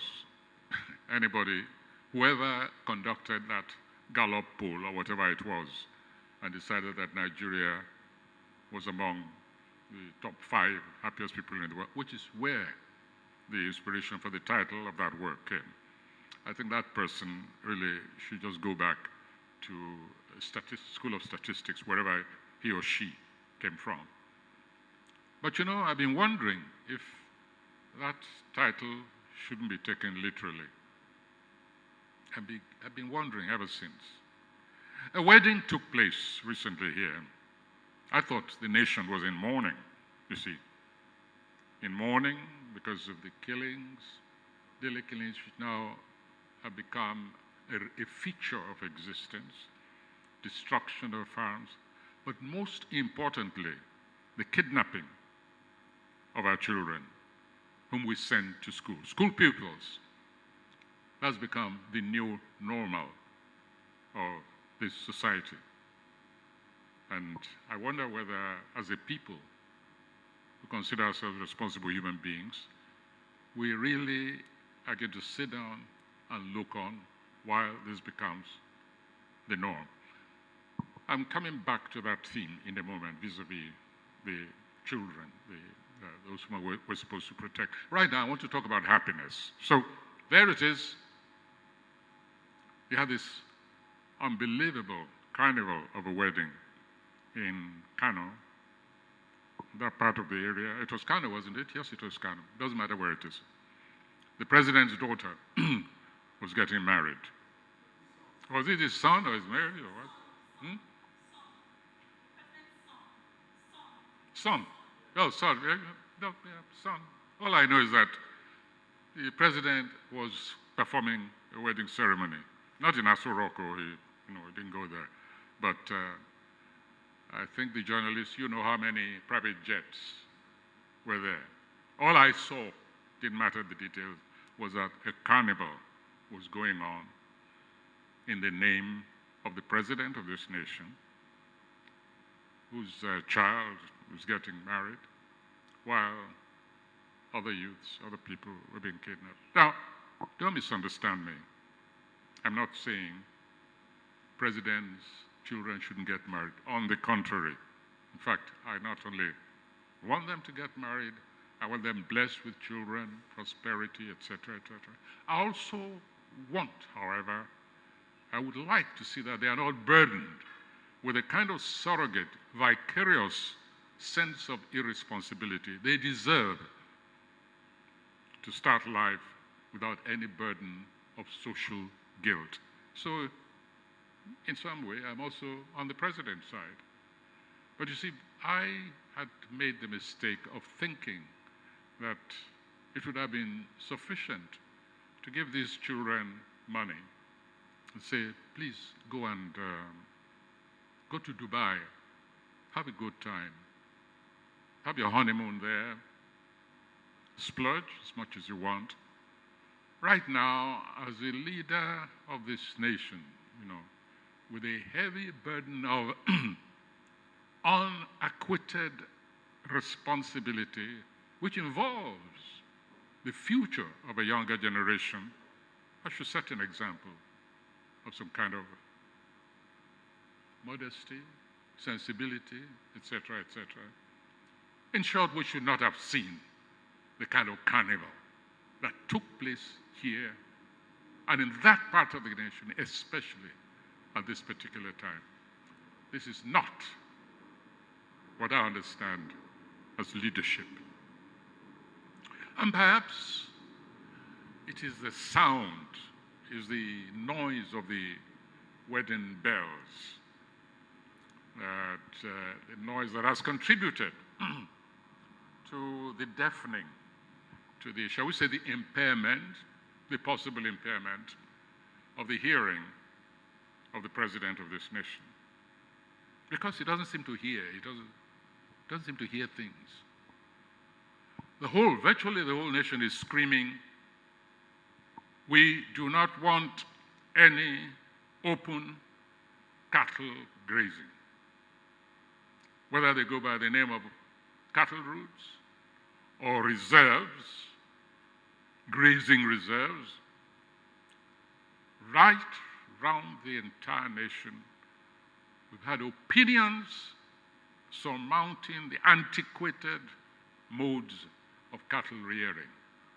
Even the all-powerful, untouchable Mieti Allah, patrons of the murderers, Fulani herdsmen, even they have gone on record saying that grazing, ranching is it. Ranching is what we want. And when we think all that argument, all that discussion, all that debate has been settled in rational terms, along comes a new version, rather like Decree 4. Along comes a new version of Ruga, with the president insisting on sending his agents out to go and map out the old grazing routes and recover the old grazing reserves, when governors and peoples and experts, agronomists, business people are saying, this is a business and it should be conducted in this particular way. So what is this president obsessing? Why is he obsessing about something which is being rejected right, left, and center? The obsession is on such a level that even people who consider themselves rational, like myself, begin to wonder whether this is really all about cattle. Whether perhaps there is some other kind of agenda that we don't know about. Because as we say in Yoruba, ele koja oju lasan. It's like there's something, a kind of delusion, a kind of mental delusion about this thing. What is it? The governors have not said they don't want cattle here in their domain. All they're saying is, it's a business. If you want to rear cattle, whether you're a Fulani or you are an Igbo or you are Yoruba, just contact us and we'll deal with it as business. We'll allocate you land to ranch where the cattle are controlled and the farmers are happy and the herdsmen are happy. But you cannot let loose cattle any longer in our territory. This is what the governors are saying, and they're speaking our language. They're speaking the language, they're articulating the opinion, the desire of the people who elected them to look after their interests. And yet, again and again, this president comes out and says he's sending people out. Is this to stir up trouble or what? So when the president agents come to let us say Edo State, and the Edo State government says, who are you? What do you represent? What are you doing here? Please get out. And there's a clash. So now there's a clash. We can then escalate the ripple effect in all kinds of directions. Is that how a president is supposed to behave? To actually act in a way which offers violence as a consequence of your form of action? Is that really governance? Is that leadership? Listen, let me read you something which came to me, just to show you how, no, it's okay. I'll summarize it. I can send it to you, to your boxes later on if you like. Anyway, so I got this, this message saying, sir, what do you think about this? They say President Buhari has offered to take 1 million Afghan refugees. I immediately sent, before I'm charged with spreading fake news, I immediately sent a note back, I don't believe it. I said, listen, this is fake news. I merely cite it to demonstrate, to illustrate what happens when people sit down and see a cause of irrational action being promoted, being propagated again, and again. They begin to wonder what is behind this. I mean, the Afghan thing is out of the, please, everybody just forget. In any case, the Ruga doctrine didn't start just when Afghanistan fell. So it was an absurd, totally absurd piece of propaganda. But this is what happens. Conspiracy theory abounds when leadership is seen to be pursuing a cause not in the interest of the people, against their declared wishes, their stands, and taking action which can possibly lead to conflagration within the country. Just when we're saying there's too much violence, the president says, I'm sending my agents to go and recover property which doesn't belong to me. Very weird, very weird. So let's move on from this obsession, which I insist is a no-go area, just as the governors have stated. I'll move on to the issue of violence. But violence of a very special kind. Some people call it insecurity, violence, whatever it is anyway. We're living in a permanent state of violence. But there's a difference with this particular kind of violence, and it's a difference which makes the failure of governance in this nation a responsibility of the international community. All right, so up till now we've been saying, ask for help. This thing is beyond you. The failures started a long time ago, so nobody is saying it's you. who started it, but of course your incompetence, your failure has also escalated it, like every other leader we've had. We're saying, ask for international help. We're now saying, however, that it's been proved beyond your capacity, your capability. But in addition, it's an issue which can legally be taken as an international responsibility. And this is why I wish to commend the association, the Human Rights Association, which brought out this book. Because it states, it deals not merely,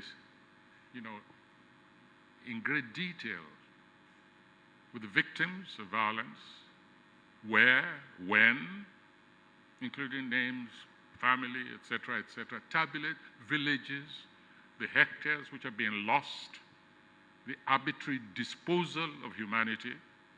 But it goes further and says and proves that this, what is happening now, really is not a question of begging.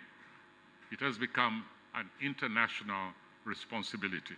In other words, that the international community is really obliged to take action since there is failure on the part of the governance to fulfill its obligations under United Nations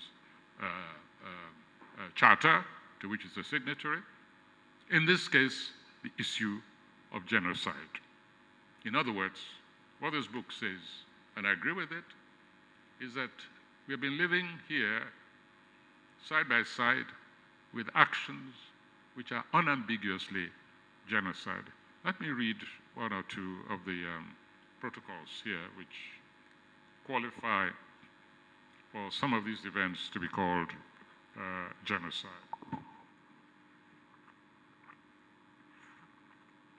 Here we are. Among the conditions, the actions, the activities which qualify genocide, to be called genocide, 1, causing serious bodily or mental harm to members of the group, all right? C, deliberately inflicting on the group conditions of life calculated to bring about its physical destruction in whole or in part. But finally, of the several there, the part which concerns me most, forcibly transferring children of the group to another group. I wish to repeat that. Forcibly transferring children of the group to another group. So, where are the Chibok girls? Where are the school pupils of the Ahmadiyya school? Where are the school pupils of the Bethel school? I think that's the Bethel, where some of them were released recently. So what's happening? How do we describe the targeting of children who are now being taken and transferred? They are a group, a recognized group. There are charters for the protection of children, UN charters, responsibilities which we all have towards children as a group. I was in the United Nations just a year ago to join in the anniversary of the signing of the protocols of the rights of children under the United Nations. And so, from time to time, yes, we mark these anniversaries, but what do we do when these conditions, these articles are violated repeatedly, and all we do is celebrate weddings? It means that that nation has failed to live up to its responsibilities under United Nations laws. And I really commend this organization for bringing this fact to attention. It's something we've been working on, in fact, in different ways, talking directly to governments, pleading with them to bring the issue of child kidnapping enforced repatriation to the attention of the United Nations in the next General Assembly. But the protocols are there for any nation to champion the cause of these children and thereby enforce on this government international intervention in whatever form. The protocols are there. In addition, however, I wish to appeal to the compilers to also include, maybe as an addendum, the issue of slavery, of enslavement. Now, numerous, not just the bilateral, unilateral, but universal protocols against the slave trade and slavery itself.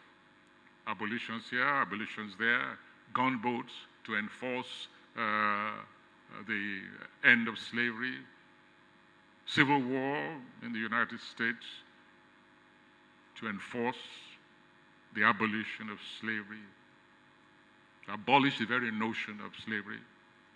In this country, however, the slave trade, a very brisk and clearly successful slave trade, is going on, with the markets all over the place, springing up all over the place. But in particular, the targets, the favored slaves, are children, school pupils. They are the new slaves.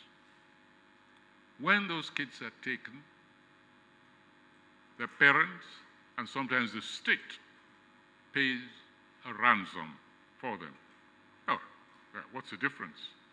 It's even easier and more lucrative than taking slaves across the Atlantic or taking them through the Sahara, where several of them may die on the way or succumb to raiders, rival slavers.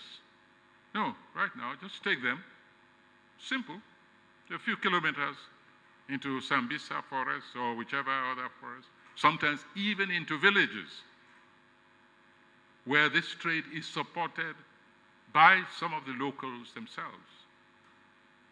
And so they say, come and buy your children back.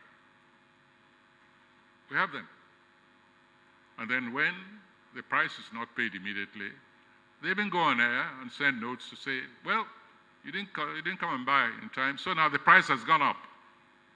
Very soon, Nigeria will be quoting slaves on the stock market. That's the next step. I don't see any difference between slavery and what is happening to school pupils today. And so, we're calling on the United Nations to intervene and stop this slave trade, to live up to its noble intentions, its declarations, some of them a couple of centuries old, or nearly a couple of centuries old. Rescue these children and put a stop. And if Nigeria continues to stand on her sovereignty, I think the protocols, I leave this to the experts, I'm speaking as a layman, what I know. I think the protocols of the United Nations enable that organization to do in Namibia. In other words, to declare sections of this country protectorate under the United Nations. Why not? If the government has failed to protect its own people, the government has failed to fulfill its responsibilities under protocols to which it is signatory, the United Nations has a right and a responsibility to declare those zones United Nations protectorates. What I'm saying publicly is what we've been discussing with some foreign heads of state, because we want this situation tabled.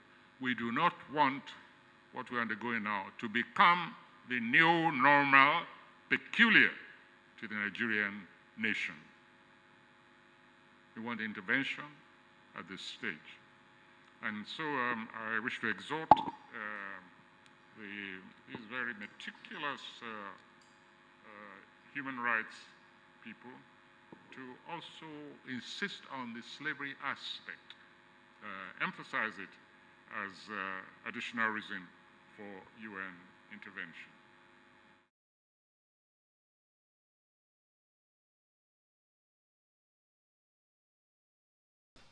tí mo ti ṣe bọ̀ látàárọ̀ lórí ti olóyè àti ti Channels television àti ti open grazing ti ìdáranjẹ níta gbangba àti ti ọ̀rọ̀ àwọn ọmọ kéékèèké tó tún ní í ṣe pẹ̀lú ti ìgbéyàwó èyí tó wáyé ní ìpínlẹ̀ Kano níbi tí wọ́n ti so ọmọ olóyè ọmọ ààrẹ orílẹ̀-èdè Nàìjíríà pẹ̀lú aya rẹ̀ ọmọ Adóbáyérò kan náà ní ìpínlẹ̀ Kano bákan náà.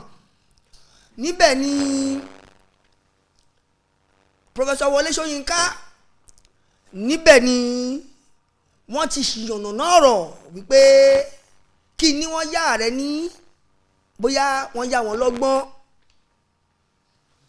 ọgbọ́n tí wọ́n yá wọn yìí ó ní ṣe pẹ̀lú ọ̀rọ̀ ìgbéyàwó tó wáyé láàrin ọmọ Adóbáyérò àtọmọ tiwọn níbi tí wọ́n ti ń sọ ní ọ̀rọ̀ ìpè tó bá jẹ́ àwọn ni àwọn ń tukọ̀ wọ́n fira wọn sí ipò ààrẹ pé tó bá jẹ́ ìṣẹ̀lẹ̀ bẹ́ẹ̀ bí ìlú ṣe ń rí lọ́wọ́lọ́wọ́ yìí wọ́n ń fi yé ààrẹ pé ṣe ìnáwó ọjọ́ àti ìlú sóhun ló kàn tó bá já wọn ni àwọn àwa owó tó tówó àwọn á gbé fún wọn pé ẹgbà bó jẹ́ ìlú kan tó bá wùn yín bó jẹ́ Dubai bó jẹ́ Ireland bó jẹ́ bí ẹ lọ kẹ́ lọ ṣọ́ ní mò ń nu yín ọrùn tó ń wọ orílẹ̀-èdè Nàìjíríà lọ́wọ́ yìí òun lòun ru ẹrù ẹ̀ so kọ̀nà kí kọ́rùn máa wọ ọgbọ́n ọmọ orílẹ̀-èdè Nàìjíríà òun akúkú tẹ́rì òun sí kọ́rùn yẹn máa wọ òun fún ara wọn wọ́n ṣe lálàyé bíi ìfọ̀rọ̀wérọ̀ wọ́n sọ yẹn tán wọ́n kúrò lórí ẹ̀ wọ́n mẹ́nu bà ọ̀rọ̀ àwọn ọmọ kéékèèké àwọn ọmọléèwé tí àwọn agbébọn agbésùmọ̀mí àwọn jàǹdùkú àfẹ̀mí ẹni ṣòfò wọ̀nyí àwọn terrorist tíjọba ń pè ní bandit ọwọ́ tí wọ́n fi kó àwọn ọmọ lọ́mọ wọnú igbó lọ ìṣekúṣe tí wọ́n ṣe àwọn ọmọ lọ́mọ bí wọ́n ṣe ń sọ ọmọ lọ́mọ di ọmọ ẹlòmíì wọ́n á gba ọmọ lọ́wọ́ àwọn kan wọ́n á sọ́dọ̀ aṣọ wọn dọ̀ ọmọ ẹlòmíì wọ́n á sọ ìyá sí ìka gbó wọ́n á sọ bàbá sí ìka ọ̀dàn wọ́n á wá já ọmọ sóní kolobo gbogbo ẹni bàbá yànnàná tí wọ́n sọ̀rọ̀ lé lórí wọ́n wá ń pe àwọn àjọ United Nations wípé tó bá ń dà báyìí tó bá ń rí báyìí tó dàbẹ́ ní pé bóyá ẹni tí wọ́n ṣe àṣàkóso orílẹ̀-èdè kan ọ̀rọ̀ òun fẹ́ máa mẹ́hẹ ọ̀rọ̀ òun ò fẹ́ ní ojútùú mọ́ kò fẹ́ yé wọn mọ́ ọ̀rọ̀ òun ti ń dọwọ́ rú ó ti ń dẹsẹ̀ rú wọ́n ní ó tún dẹ̀nà míì tí àwọn àjọ United Nations tí wọ́n tún máa ń gbégbà níbẹ̀ ni wọ́n ti mẹ́nu bàyí pé ìpaniṣayé àwọn kéékèèké wọ̀nyí àkọ́kọ́ ìbànújẹ́ ló jẹ́ fún orílẹ̀-èdè ìbànújẹ́ ńlá tún ni fún àwọn òbí tó bí àwọn ọmọ wọ̀nyí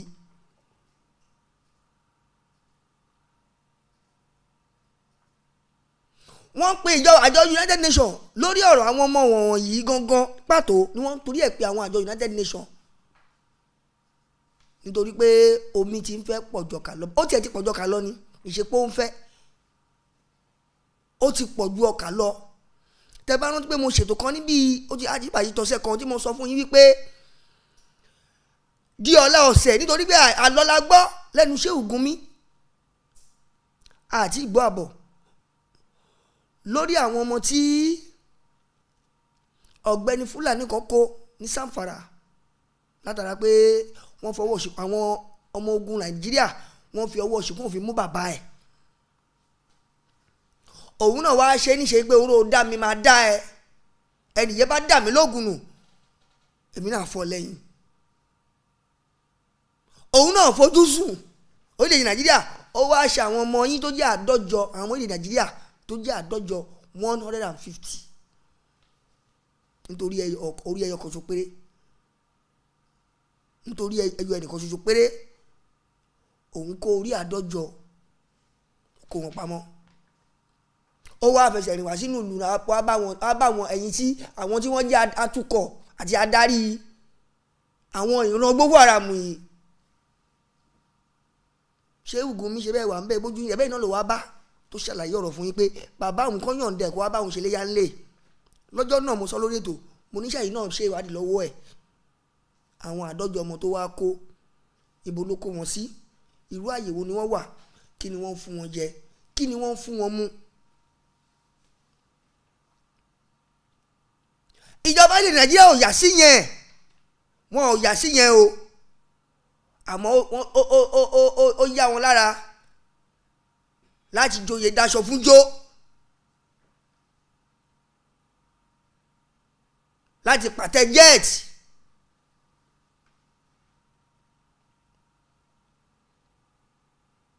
bámúbámú ni mo yó.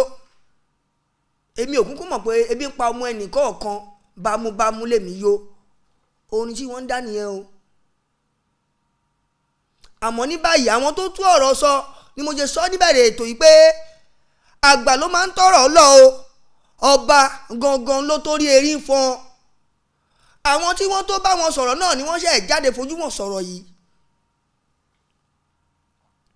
tí gbogbo àgbáláyé dẹ̀ mọ̀ pé tí wọ́n bá sọ abẹ́lóge. Wọ́n ti wá pe àwọn àjọ United Nations báyìí pé iṣẹ́ kàn yín o, àwọn tá a fi díjú iṣẹ́ ń bí àfi wọ́n joyè àwòdì lásán ni wọn ò rọmọ ẹdìyẹ gbé. Wọ́n ti jẹ́ kó yàjọ United Nations pé tẹ́ bá fẹ́ ṣe ẹ lè ṣe o, nítorí pé ẹ̀yin gangan lágbára wà lọ́wọ́ ẹ̀ tẹ́ lè ṣe.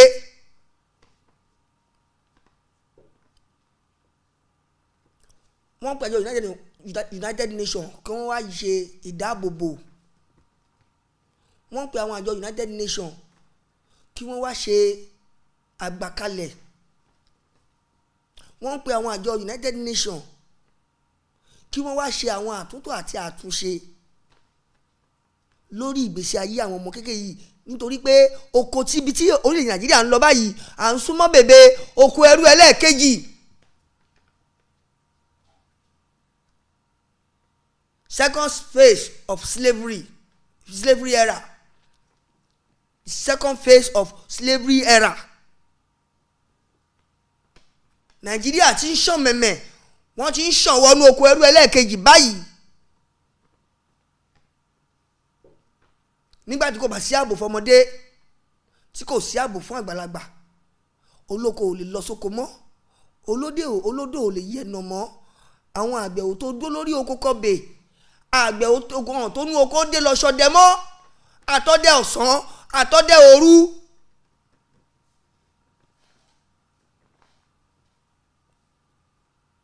Wọ́n wá sọ gbogbo orílẹ̀ Nàìjíríà àti gbogbo àwọn ẹ̀yà tí wọ́n kára wọn kún orílẹ̀ Nàìjíríà yìí, wọ́n sọ gbogbo wọn sínú hílà ìlò pákáleke ìpayín keke. Kálukú kan gbígbà ayé torí ni o, kálukú gbígbà ayé torí, àmọ́ tòun ti bẹ́ẹ̀ nínú ọ̀la nínú ọ̀fìn lọ́mọ pàǹdọ̀rọ̀ máa ń dàgbà.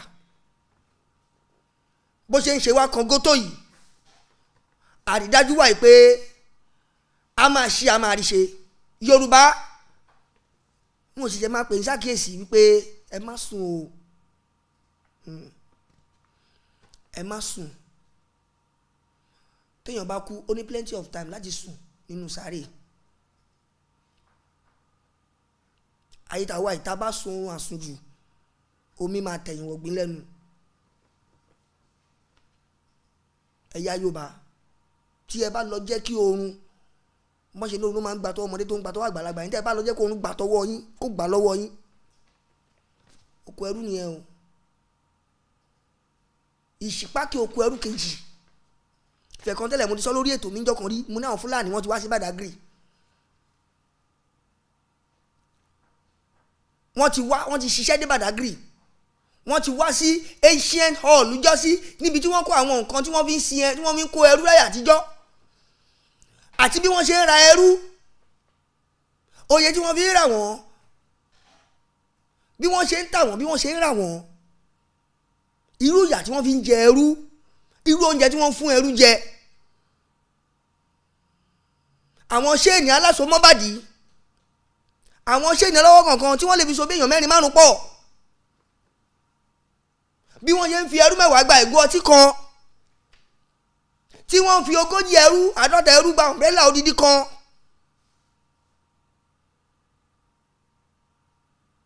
wọ́n ní wọ́n ná owó ọ̀nìní láyé àtijọ́, àwọn òyìnbó ò lè bá wọn ná owó ẹyọ, ló mú wọn tó fi introduce trade by barter or barter trade. n tí n bá ní màá fi wá nǹkan tí mo need, you use what you have to get what you need, alternative for gone. àwọn òyìnbó ló introduce ẹ o, òun làwa ń kálẹ̀ ní gẹ́gẹ́ bí ìwé ni wọ́n fi ń kọ́ wa níléèwé, gbogbo ẹni tó bá ṣe commerce àbí tó ṣe economics, ohun tí mò ń sọ yóò wà ń bẹ̀.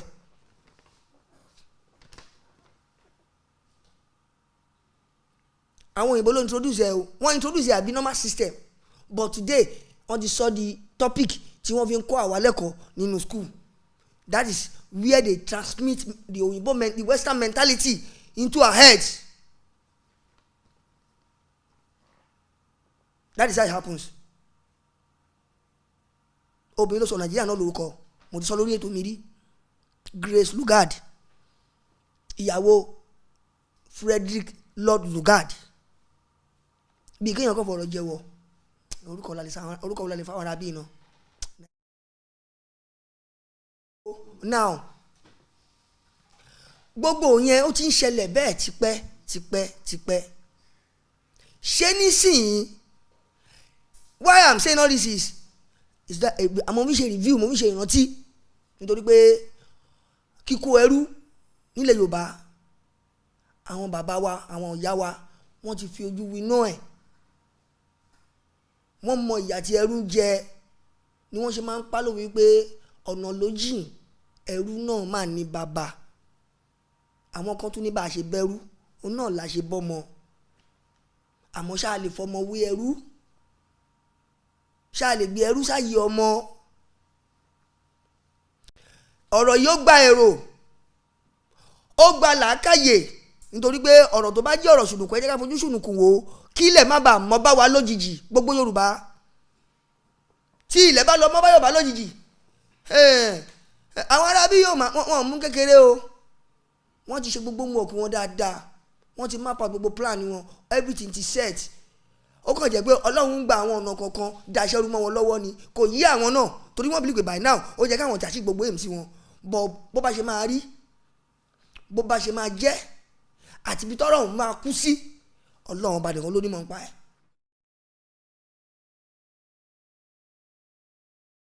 Solo honors, thanks very much. I so much appreciate, and more grace to the elbow. fún gbogbo ẹni tí ẹ bá ń wò wálé náà, tí ẹ jẹ́ olólùfẹ́ ètò yìí, tí ẹ dẹ̀ ní àǹfààní àti fún wa ní super chat, I appreciate yín mọ̀, ẹ ṣé gan. Now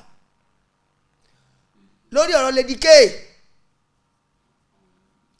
obìnrin kan ṣoṣo, gbogbo ẹ̀yin obìnrin tẹ́ wà nílé ẹ̀ ń gbọ́ o, obìnrin kan ṣoṣo tó wà láàrin àwọn 12 tí wọ́n kó ní ilé olóyè Adéyẹmọ Sunday Ìgbòho ṣá, ó ti lọ pósù 2 báyìí lákàtà àwọn DSS. gbogbo abiyamọ, gbogbo ẹ̀yin ìyá, iṣẹ́ yín ló délẹ̀ yìí o, obìnrin náà fìyà jẹ yìí.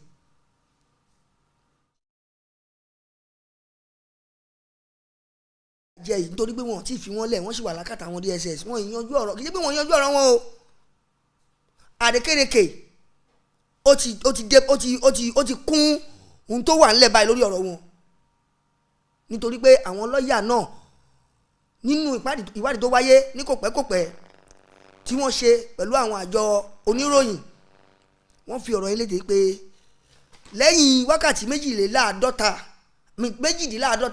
48 hours tí àwọn àjọ DSS ò bá release àwọn ará bíi kúrò ní àkàtà wọn, pé wọ́n fún wọn ní ìyọ̀dá pé kí wọ́n máa lọ sí ilé wọn, wọ́n ní òfin yóò gba ọ̀nà mi èyí pé wọ́n fẹ́ tún iṣẹ́ ṣe wọ́n fẹ́ jẹ́ kí àwọn tó wà nídìí iṣẹ́ òfin káwọn kan mọ̀ pé àwọn fúnra wọn wọn ò ju òfin lọ wọn ò kọjá ní tí òfin lè mú fúnra wọn. èyí gangan ni ọ̀rọ̀ tí wọ́n sọ sí adẹ̀ ní ìgbàgbọ́ wípé kì í ṣe pé wọ́n fẹ́ bẹ̀rẹ̀ iṣẹ́ wọ́n ti ń bá iṣẹ́ lọ lórí ẹni nítorí pé kò sí ìgbà tí wákàtí 48 tó máa fi pé mọ́ èyí ní ìjọ méjì péré tàbá wá ka ìṣẹ́jú wákàtí láti àná sí wákàtí tá a wà yìí ṣé kò ti máa súnmọ́ ara wọn tán yẹn ni mo sọ pé kì í ṣe pé wọ́n ṣẹ̀fẹ̀ bẹ̀rẹ̀ iṣẹ́ kí wákàtí tí wọ́n dá yẹn kí ó pé kí wọ́n mú lélẹ̀ iṣẹ́ ní wọ́n fẹ́ ṣe ni látara bẹ́ẹ̀ àwọn tó ń ro àwọn àjọ DSS pé kí ẹ má jẹ́ kí ọ̀rọ̀ yìí kó gbìnà yà àwọn tẹ́ ẹ kó tí wọ́n ti parí iṣẹ́ tí wọ́n ti san gbogbo tó ẹ kó san gẹ́gẹ́ bí ẹ̀jẹ̀ tí ilé ẹjọ́ tó là kalẹ̀ fún wọn ẹ yọ̀ǹda wọn o kẹjẹ́ kí wọ́n máa lọlé èyí tí wọ́n ṣe lákàtà yín ó ti tó báyìí. kí n sáré yán ọ̀rọ̀ yìí kí ètò kó tó fi ẹnu gúngi lálẹ́ tó ní. ọ̀rọ̀ tó wáyé lánàá ní iléeṣẹ́ Channel Television mo fẹ́ sáré mẹ́nuba àsọ lánàá àmọ́ ó sì ń jà ràn-ìràn nítorí pé olóyè iye kọmọdọ Ọlákúnlé Ọláwùmí tí wọ́n sọ̀rọ̀ lánàá àtàwọn àti gómìnà ìpínlẹ̀ Benue Samuel Ortom tí Òkìkíọlá àti Chamberlain Uzo tí wọ́n ṣe ìfọ̀rọ̀wánilẹ́nuwò pẹ̀lú wọn àwọn méjì ọ̀hún wọ́n sì wà lákàtà àwọn DSS o wọn ò tí yọ̀ǹda wọn.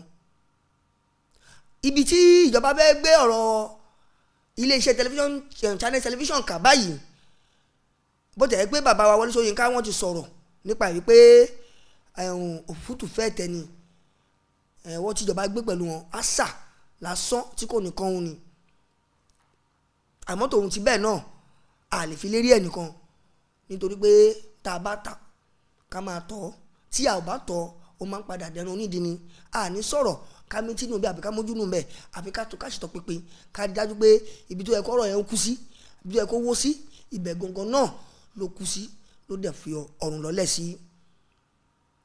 lẹ́yìn tó ní ṣe pẹ̀lú pé àtàwọn méjèèjì tó wà lákàtà wọn yìí àti lórí ọ̀rọ̀ iléeṣẹ́ Channel Television pẹ̀lú àti tòun tọ̀rọ̀ tí bàbá Wọlé Ṣóyínká sọ yìí náà ó jẹ́ ká ìmọ̀ yìí pé ìjọba orílẹ̀-èdè Nàìjíríà tí wọ́n bá ní nǹkan láti ṣe tí wọ́n dẹ̀ rí àyè láti ṣe wọ́n máa ṣe o. wọ́n dòńdó pé bóyá àwọn kan fẹ́ wá lu agbára kan àbáwọn táwọn bá ṣe nǹkan kan ló máa ṣẹlẹ̀ lẹ́yìn ẹ̀ wọ́n ń lọ gbogbo bẹ̀ yẹn torí wọ́n bí lè pé inú ìlú àwọn làwọn wà agbára tó bá dẹ̀ wọ̀n àwọn náà làwọn fẹ́ lò ní orílẹ̀-èdè Nàìjíríà tòun ti bẹ́ẹ̀ nísìnyí lédìké Adógan Omíyalé gbogbo àwọn tó kù tó wọ́n wà lákàtà àwọn DSS ẹ yọ̀ǹda wọn o àwọn tó ní wọ́n retí wọn nílé aṣọ wọn ti ń runá irun orí wọn ti ń já bútẹ́bútẹ́ ẹ fi ọ̀rọ̀ yìí ẹ fi ṣúrò ara yín gbogbo yín náà lẹ lóbìnrin nínú ilé o ẹ ní wọn gẹ́gẹ́ bí ìyàwó ẹ ní wọn gẹ́gẹ́ bí ìyá ẹ ní wọn gẹ́gẹ́ bí ọmọ ẹ ní wọn gẹ́gẹ́ bí àbúrò a ò ní sọ jù bẹ́ẹ̀ lọ lórí tiwọn lórí ètò yìí lálẹ́ tó ní.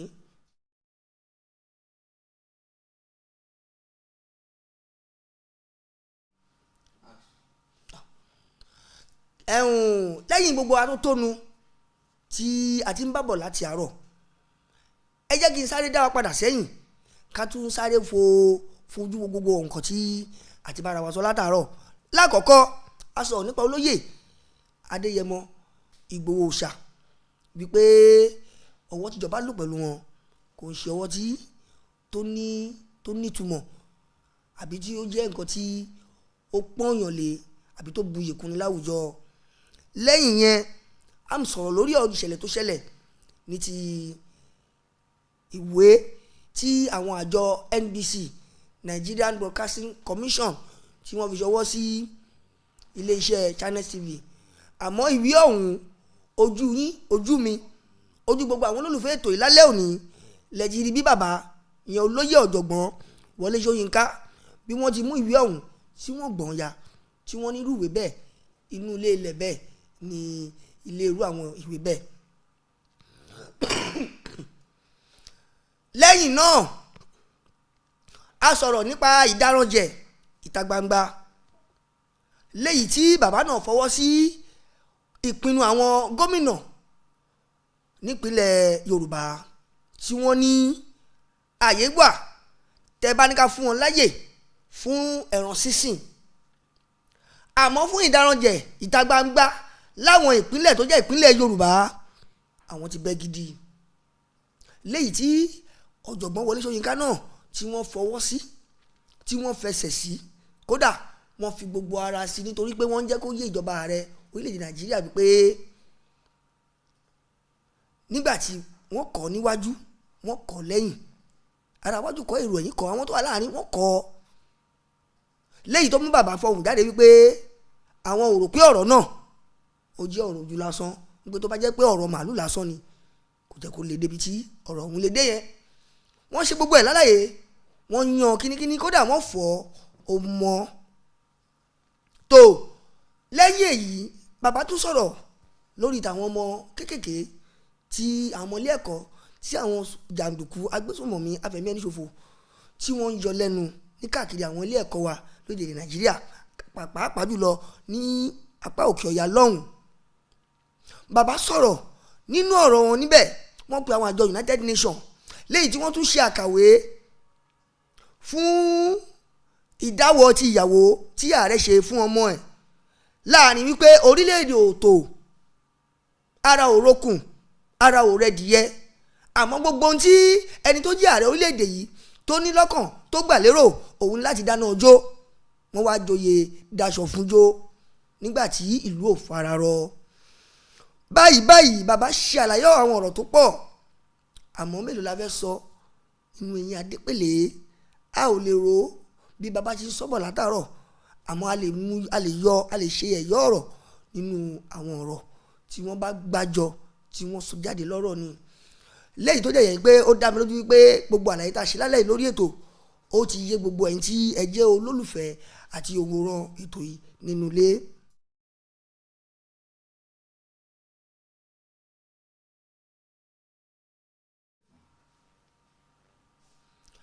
Àmọ́ lórí ètò lálẹ́ yìí tí mo fẹ́ fi kásẹ̀ ètò mi lálẹ́ yìí wọn ò tí ì lọ, mo kàn ní kí n sáré tún àwọn àlàyé yẹn ṣe fún wa láti bẹ̀rẹ̀, bóyá ààrẹ ni tí wọ́n gbé àjọ bẹ̀rẹ̀ ètò yìí ó dé bá wa láàrin méjì àbó tẹ̀ ṣẹ̀ṣẹ̀ ń wọlé báyìí ni. So àwọn àlàyé tí mo tún ṣe yẹn àwọn náà wọ́n á tún lè rí ìkan àbí méjì mú nínú ọ̀rọ̀ tí mo tún ṣe sọ. Àmọ́ ìdí mo fẹ́ fi ká ẹsẹ̀ ètò yìí lálẹ́ yìí tó ní òun ni àwòrán tí mo fẹ́ kẹ́ wò yìí, àwòrán Máyégún ni. Máyégún sọ̀rọ̀ ọ̀rọ̀ làákàyè ni, mo wá fẹ́ kó jẹ́ pé ọ̀rọ̀ tá a máa dá gbọ́, torí pé mo máa ń sọ fún yín gbogbo pé ọ̀rọ̀ tó bá jẹ́ kẹ́ ẹ gbọ́ dandan ni àfi kẹ́ ẹ gbọ́. Ní báyìí ẹ bá mi tẹ́tí ẹ gbọ́ àlàyé lẹ́nu Máyégún. At first, those who were denying, living in denial of the calamity they have brought upon the people and why they did it, they've come out to say they realized that bringing Boko Haram to government. Before in 2007, they interviewed Tifnumbu, the Jaga bandit, the Jaga idiot, the Jaga were of Bodilon, and the new Arokeshe of London, the new mannequin in London that people are buying tickets from Nigeria to come and see, take pictures with, like somebody inside the museum, Arokeshe of London. They interviewed him in 2007. They said, Tifnumbu, what do you think about this guy, Boko Haram? He said, listen, Boko Haram is a very divisive personality. If Boko Haram should by any chance get access to power, it will break up Nigeria. That's what he said. He said he is a religious fanatic, somebody who believes so much in his own tribe, religion only, and such person who had led Nigeria before, and still having that kind of myopic view, ethnic and religious view. They asked Tifnumbu, and he said Boko Haram would divide Nigeria if he should become the president. they asked Dele Momodu, who happened to be the exile pal with Tifnumbu in 1993, 1994, 1995, when they ran away from Abacha. What do you think about Bokwari? Dele Momodu said Nigerians should never make any mistake of bringing a Bokwari to government. Abracadabra, abracadabra, degree setting. They asked Obasanjo. Obasanjo said he knew Buhari very well. That he is a complete criminal, that his own criminality will completely destroy Nigeria. That they should never allow him to get to power. But something brought all of them together in 2015. Selfishness, greed. The same Nigeria they have been packaging for years, lying to people to believe, to continue to say, I pledge to Nigeria, my country. I pledge to Nigeria, my country. And as Nigeria continue to kill them, they continue to pledge to Nigeria. They couldn't hold it any further. They had to bring in that jihadist. And they brought Abacha People's Congress to power, also known as Al-Qaeda People's Congress, or all past criminals.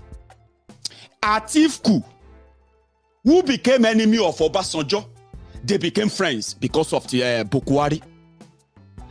Obasanjo, who did all to destroy the democracy up to this level, because I'm going to tell you about that. He became a friend with Bokwari, like magic. Tifnumbu, he became the partner to Bokwari. Like say then, like it's pretty much like they just took over their mind or whatever. But it wasn't like they took anybody's mind. It was their greed. Let me tell you why they became friends with somebody that has now brought Nigeria to the complete destruction, precipice of total breakup. That they don't even have a clue of how to get rid of him anymore. And the janjaweed of a set of people is planted everywhere. They don't have a clue. But the only message they have is that, no. Anybody trying to break Nigeria will fail. These guys have broken Nigeria into pieces. They just haven't made it official. That's the only thing. What brought all of them together? 2015. In 2005, from the record, they said in 1995 was the last time that they signed oil blocks in Nigeria. Allocate them the way then they allocate them. It's always been the military. So for the first time, Obasanjo had the opportunity. In 2005, he reallocated all the oil block to his own cronies, and he gave the rest to those who always owned the oil and the rest. And it was fine. Good deal. He had the opportunity to put Nigeria on the path to democracy. But just like the same way he failed in 1979, that he brought Shagari grade 2 teacher, somebody who just wanted to be a school teacher in order to spite Awolowo. They parley with them. Same thing he did in 2007. But before 2007, in 2005, he convened a bogus, fraudulent national conference so that people can come and discuss how they want to be part of that Nigeria. Obasanjo smuggled his third-term agenda in. Since it didn't work, and it failed, after bribing each senator with 50 million naira, back then, he was the first person to introduce public bribery with money. He was the first person, just because he wanted to extend his own tenure, third term. Since his third term failed, the Sovereign National Conference of 2005 also failed. No report, no nothing. Then Obasanjo staged his revenge. Capable people within his own political party, ministers that work with him to help clear the debt of Nigeria, those who were trying to rework the economy for him, he didn't find any of them worthy. But a sickly, terminally ill Yaradua, just to stage his own revenge. Yaradua fell and he almost died during campaign when Obasanjo was there. And from the report, they said, well, his plan was that if the election was about 2-3 weeks to election, and one of the major candidates die, that simply means they have to postpone the election for 6 months until when they finish the process and they can arrange another date. That will make him stay longer than 2007. But since Yar'Adua didn't die, he dumped the country on him. He wanted to be the one in charge. It didn't take long before that Yar'Adua he brought started on doing everything he thought he was doing, including the power station he was building. Yar'Adua used all of his 3 years in power before he died, probing Obasanjo power plant, station that he was building then. At the end of the day, no power, no money. Yar'Adua died. Jonathan came in. And they said now every 10 years they always renew the oil block licenses. 2011, the Obasanjo went and he spoke to Jonathan. If you want to run, they told him not to run. If you want to run, Sule Lamido will be your deputy, will be your vice president, because the other person that Obasanjo finally felt like could do his job for him, since Yar'Adua couldn't, is Sule Lamido. According to him, Sule Lamido is a nationalist, former Jigawa state thief, who is under probe by the EFCC. He went to Jonathan and he said, you shouldn't run. But if you are going to run, Sule Lamido is going to deputize you. And you are just going to run for a single term. Whether not true, whether not no be true. They say Jonathan said, number one, he won't accept any Sule Lamido. He would rather choose his own deputy, which made him choose Ismaila or Samaila Sambo. But that was the first time Obasanjo felt like, Meanwhile, those hawks, the terrorists who have now taken over power, they were waiting like, they just want something to happen so that the power will slip into their hand. And that was when Jonathan defeated Bokwari with the help of Tifnumbu, just like the Pali. So 2015, it was the time for them to renew most of the oil licenses. No joke, and it is not a conspiracy theory. And from what people were hearing, they said Jonathan was planning. He was planning to revoke all of the licenses in the hands of all this northern oligarch. Since they won't be contesting election again, he was going to do so much that it was going to be like this Bokwari to these Janjaweed criminals in the north. According to them, everywhere was already Niger Deltans. They are everywhere. Everywhere you go, they are waiting. This is our city. Abuja is our place. What do they mean by being, Obasanjo don't lose out. He couldn't force Jonathan not to run in 2015. Atiku couldn't have a chance of running against Egbere Jonathan.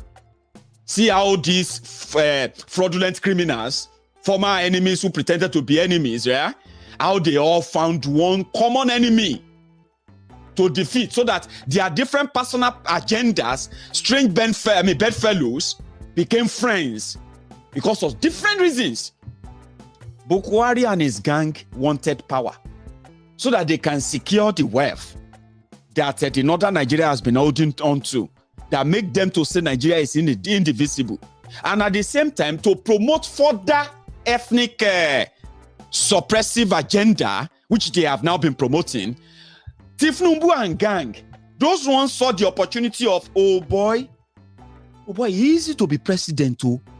See this one, Jonathan, we just pay me $2 billion.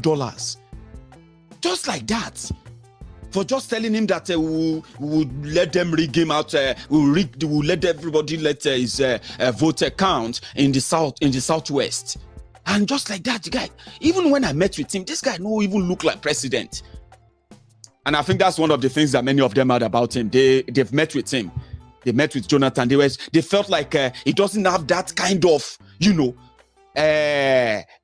presence that will intimidate you, that will make you feel like, oh boy, see the president.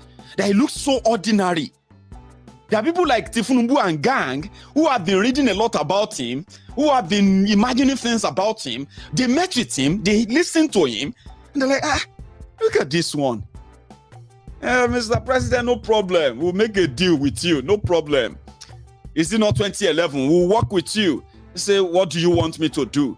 We just want you to make sure that all the ACN states will not get problem for governor and all our seats. Is that okay? Of course, no problem. As long as you vote for PDP, you vote for president. No, we'll deliver. How much will we collect? Bam, they paid Tinubu. He got back to Lagos and it was like, boy, it could be easy to be president of this country, Sha. Hey? From that moment, it felt like it's easy to be president. Why can't we just find one mumu with a poor crowd, and we merge our own idea from the West? Use all the international whatever we can use. This one we did that also rock no get liver. And once we get one mumu, if he be vice president now, why not? If the power, we just tell them that listen, Yaradua did not finish his tenure. Let's bring somebody else in to come in and complete Yaradua tenure so that a Yoruba man can be vice president. Jonathan has cheated everybody. Meanwhile, it was just because of his own selfishness. Like, that's so easy. Obasanjo just spent 8 years. Tinubu no enter Aso Rock. I don't think he entered Aso Rock up to 3 times. So the guy just enter Aso Rock like say, oh boy, now so easy. So they decided to go and dine with the devil. Bokwari, the man, they asked him in 2007 that what did they think about him? And he said, this man is a divisive personality. This man will destroy Nigeria and he will divide Nigeria along ethnic and religious line. He is a fanatic. That's why he said, he decided to go and dine with him and become his friend and the friend of the devil. It's okay, it's very easy. Let us put together and start a new party. A big party. And we have to do it with big propaganda. Okay? We are very good in they brought in Fayemi, brought in everybody. They said, but what about Obasanjo? That Obasanjo, we are not sure if he's going to support us. They say, Obasanjo no get choice. He no even get anybody with the support him. Now the media, they give him attention. So let's give him attention. If you can go there, you, Bokwari, you, Atifku, let's go to his house. Let's make him feel relevant, important. And tell him that he can keep all he has about Nigeria, everything. Okay? All the land, all the farms, he can keep everything. We will not probe him.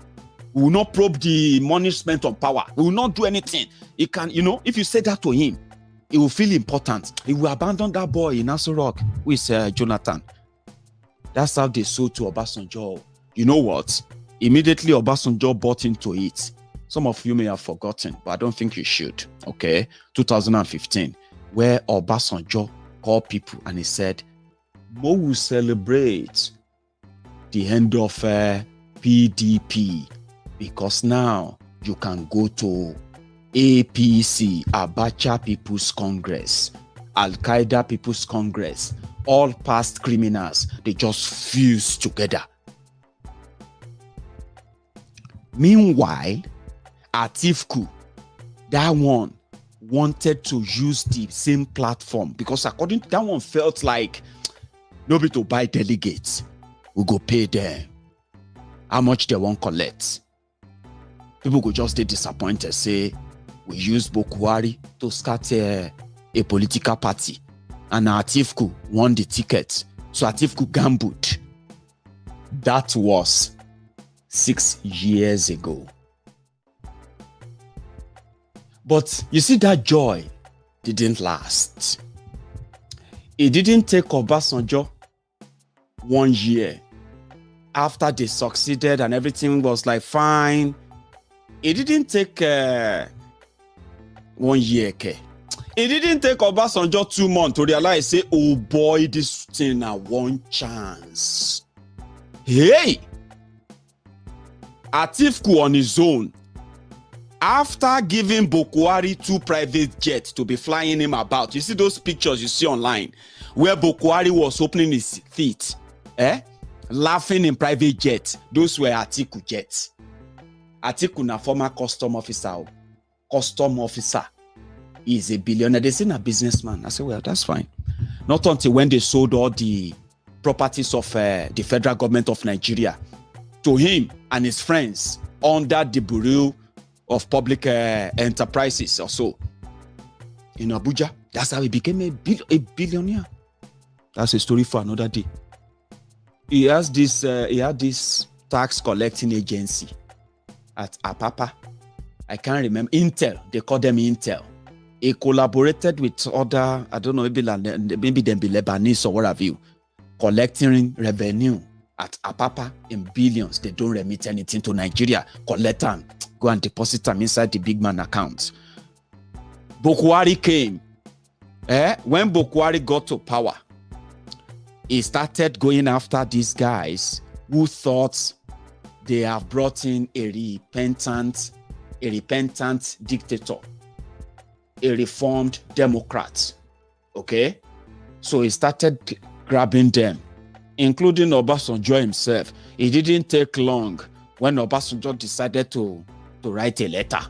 You know the letter, Abi? They mocked him. They said he became a letter writer. The shame no end there, right? But they said you can't shame the shameless. Bokwari went after every one of them who gathered to help him realize his lifelong dream, which is his dream. You are all living the dream now. Yeah? Nigeria is more divided now. Nigeria is poorer now. Nigeria is in more debt now. Nigeria is more insecure now. Even when you have, when you are having, what do you call it? The war in Syria, where they were killing people that time. Oh boy, they know they kill like 50, 80 people a day. For Syria. In Nigeria, they kill over 100 people a day. They kidnap people like it's nothing. Don't lecture us, Baba. If you see my video, Baba Obasanjo, you are 84 years old. 84 years old. Nigeria is 62 years old. I mean, how old is Nigeria itself? 61 years old, eh? Obasanjo is older than Nigeria. Don't lecture us anymore. 21 years of democracy. Human rights is in the gutters. Human rights, human life is actually in the graves. That's the result of their 21 years of democracy. Failed leadership. So we don't need a lecture from somebody like that. Obasanjo, we just want him to use the rest of his life to correct the wrongs he's done. Because you see, for every action, there is always going to be consequences of every action you do. Consequence and consequences. These old men, they had the opportunity. Let me tell you this. The reason why you shouldn't be listening to them, especially when they tell you that Nigeria unity is non-negotiable. And Aboki from Fulani Futajalon will tell you that Nigeria unity is non-negotiable. When you ask him, expatiate, explain. What do you mean by it's non-negotiable? What is that unity? Can you explain? They don't have any explanation because that's what they were told by their own grandfathers. Non-negotiable, non-negotiable, non-negotiable. They have no idea what that means. They don't even have an idea of the unity. But you see those southern criminals, old, tired criminals, those ones will be telling you that we are better together. We are better together. Or Obasanjo just told us now that it will be too expensive for us to break up. That it is cheaper for us to stay together. And we ask, at what cost? Is it cheaper or expensive? Can he tell us? They won't be able to tell us, but I'll tell you. These are the men and women who are shameless people, especially when it comes to leadership and failure. You can never claim to be a good leader without having a good successor. Obasanjo is an old man that used his whole youth, believing that he loved Nigeria more than anybody else. And it is his job, duty, to keep Nigeria one and continue to propagate the message of Nigeria must be one. Explain it, sir. No explanation. So at what expense? How much is cheap and how much is expensive to break up Nigeria or to keep Nigeria? Obasanjo cannot tell you, but I will tell you. It is cheap for them to exist, living free, rent-free, as your leaders. From day one when they took over power since 1966, they have been living free. Their children, their family, everything they have has been because of them being your leader. Many of them, not because they got paid for being your leader at any capacity, but because they took what they felt like was theirs or they could take. If Nigeria break up, Operation Feed the Nation, Operation Feed the Nation, OFN, Obasanjo's flagship or what do you call it? Star point agenda for 3 years that he succeeded Muritala when they killed Muritala. Operation Feed the Nation. Something that is similar to Awolowo's agricultural revolution of Southwest or of Western region at the time, where the action group led by Chief Obafemi Awolowo established many farm settlements across the western region of old. Something that pretty much can be described as the western region national agricultural policy. But the difference is this: Obasanjo's Operation Feed the Nation was just his own way for land grabbing all over Nigeria. And for him to do it, he decided to enact a decree called Land Use Decree or Land Use Decree or something. That gave him the right as the president of Nigeria then to grab the land for the sake of national, whatever, as they always love to say. Immediately, Obasanjo left and handed over power to Shagari. Almost everywhere they had OFN, Operation Feed the Nation, land everywhere. Suddenly just changed to Obasanjo Farms Nigeria. OFN, Obasanjo Farms Nigeria. If you go to Benue, he has thousands of acres of land there. If you go to Riv, if you go anywhere, and the same thing to all of them. Bokuwari never lived in Port Harcourt. He has thousands of acres of land there that they are holding for him. Many of them like that, because that's how they shared Nigeria for themselves. Operation Feed the Nation. Hey, Obasanjo, feed the nation. Obasanjo, feed the nation. That our parents, when they were young, the lie they bought. Immediately he left, they changed it to Obasanjo Farm Nigeria, OFN. So if Nigeria break up today, Benue people who have access to their land, Obasanjo is holding there. Middle belt people, everywhere that they have their has land outside Yoruba land, he will either go back there and pay to buy them, and he won't even need them because he's 84 years old. What is he going to do with the land? The people can take their land back. Same thing, all the lands owned by Babangida everywhere, all over Nigeria. That is the asset they always feel like they own. That's why they say they own Nigeria. The oil in Jigawa, the oil in Bayelsa belong to Jigawa. The oil in Port Harcourt, it belongs to Jigawa. Why wouldn't they be saying that? When you don't know that all those land, as you have them, You think land of crude oil, now federal government land. When you look at the paper, you see the names of the owners, just like Obasanjo and Co. Meanwhile, many of them and their children, they will never visit those places. But royalties from there, that's what makes them rich. So if you break Nigeria, all those things will go. You will just suddenly realize that people no longer come to those places anymore. And most of you, when you get there, you'll be like, oh boy, I think say now this place now. Well, you know what I mean? Fraudulent, dodgy people. tó Máyégún ẹ káàbọ̀ ẹ kú ohùn ẹ kú ní sọ̀rọ̀ tán tó gbogbo ẹ̀yin ará ilé ẹ̀yin olólùfẹ́ ètò ìkànnì Wo TV ibi tí a ti máa mú àwọn àṣàyàn ọ̀rọ̀ wá fún yín gbogbo àlàyé tẹ́ gbọ́ lẹ́nu Máyégún yìí ṣé ká ní bẹ́ẹ̀ ni àbí bẹ́ẹ̀ kọ́ ẹ̀kọ́ ń fojú múmu hàn nítorí pé bó tọ̀rọ̀ bá balẹ̀ afọgbà yànga OFN tí wọ́n mẹ́nu bà yẹn OFN ní kọ́kọ́ ó jẹ́ kí wọ́n dárúkọ Oòduà investment because tá a bá ń sọ̀rọ̀ bàbá Awólọ́wọ̀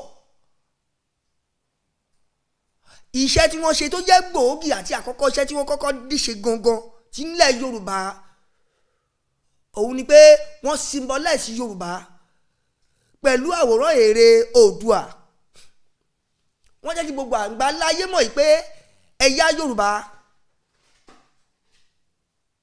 ẹ̀yà Oòduà ni wá àwa gangan ni rán Oòduà àwa ni descendant of Odùduwà wọ́n wá jáde wọ́n sọ wọ́n ní Oòduà investment tá a bá ń sọ nípa Cocoa House Ìbàdàn ara wọn investment Oòduà investment ni tá a bá ń sọ nípa national banks Oòduà investment ni tá a bá ń sọ nípa àwọn national libraries kan Nàìjíríà yìí Oòduà investment ni mélòó àwọn iṣẹ́ tí bàbá yìí ti ṣe sílẹ̀ kó tó kú ààrẹ lóòrìn tí ó fẹ́ OFN tá à ń sọ yìí tá a bá tún sọ̀rọ̀ owó IT ó tún láwọn tá a tún máa dárúkọ lápá abẹ yẹn àmọ́ ká má mú lọ bẹ̀ lálẹ́ yìí torí pé ọ̀rọ̀ yẹn ìyẹn ò jẹ́ ìṣọ̀rọ̀ alẹ́ yìí náà àmọ́ jẹ́ ká dó lórí ọ̀rọ̀ bàbá Awólọ́wọ̀ tí wọ́n jẹ́ adarí àti agbátẹrù gbogbo ọmọ Oòduà àwapátá àwọn náà jẹ́ kí Yorùbá mọ bá a ṣe tó àwọn náà jẹ́ kí Yorùbá mọ bí tí Yorùbá kù sí àwọn náà jẹ́ kí Yorùbá mọ̀ pa ní nǹkan tó jẹ́ nǹkan ọrọ̀ ajé àwọn náà jẹ́ kí Yorùbá mọ̀ yìí pé kéèyàn lè jẹ́ èèyàn ká lè lẹ́nu wọ́n lè tọrọ dandan ni kọ́mọ ó kàwé wọ́n ṣí làákàyè àwọn bàbá àtìyá wọ́n ṣí iye wọn sí ibi nǹkan tí tó máa jẹ́ kí ìlú kó tètè ní ìdàgbàsókè àti ìlọsíwájú àmọ́ gbogbo gbìyànjú wọn lórí orílẹ̀-èdè Nàìjíríà àwọn kan náà ni wọ́n pera wọn náà pé bíríkótó ni wọ́n pé bíríkótó ni wọn ò jẹ́ kí iṣẹ́ bàbá yìí kó ní àṣeyọrí àmọ́ tòun ti bẹ́ẹ̀ ọmọ tó níyà wọn ò ní sùn òun náà ò ní fojú korun lórí ètò yìí lálẹ́ yìí bí mo ṣe sọ wípé ìtẹ́gbọ́gbà yìí náà ni wọ́n fi kásẹ̀ ètò yìí àmọ́ kí n tó lọ gbogbo ẹ̀yin olólùfẹ́ wa nínú ilé mo rán yín létí níbẹ̀rẹ̀ mo tún fẹ́ tún ìrántí yẹn ṣe báyìí ẹ bá mi subscribe ètò yìí ẹ bá mi like kẹ̀kẹ́ share ẹ jẹ́ kó dé gbogbo àbí tó yẹ kó dé kó gbọ́ láké kí wọ́n gbọ́ lóko gbogbo ẹ̀yin tẹ́ bá jẹ́ ń darapọ̀ mọ́ ètò yìí àti ń bá ètò yìí bọ̀ tipẹ́ ẹ̀yin náà ẹ lọ ṣe review yín kẹ́ ẹ tún ètò yìí gbọ́ kẹ́ ẹ tún wò kí gbogbo àlàyé tá a ṣe níbẹ̀ àti gbogbo ọ̀rìn kí ni wí inú ẹ̀ kó lè yé yín yéké fún gbogbo ẹ̀yin tẹ́ wájú lólùfẹ́ ètò yìí tẹ́ wà nínú ilé ẹ má dáwọ́ oore dúró ẹ send super chat gbọ́dọ̀ jẹ́ super sticker náà ni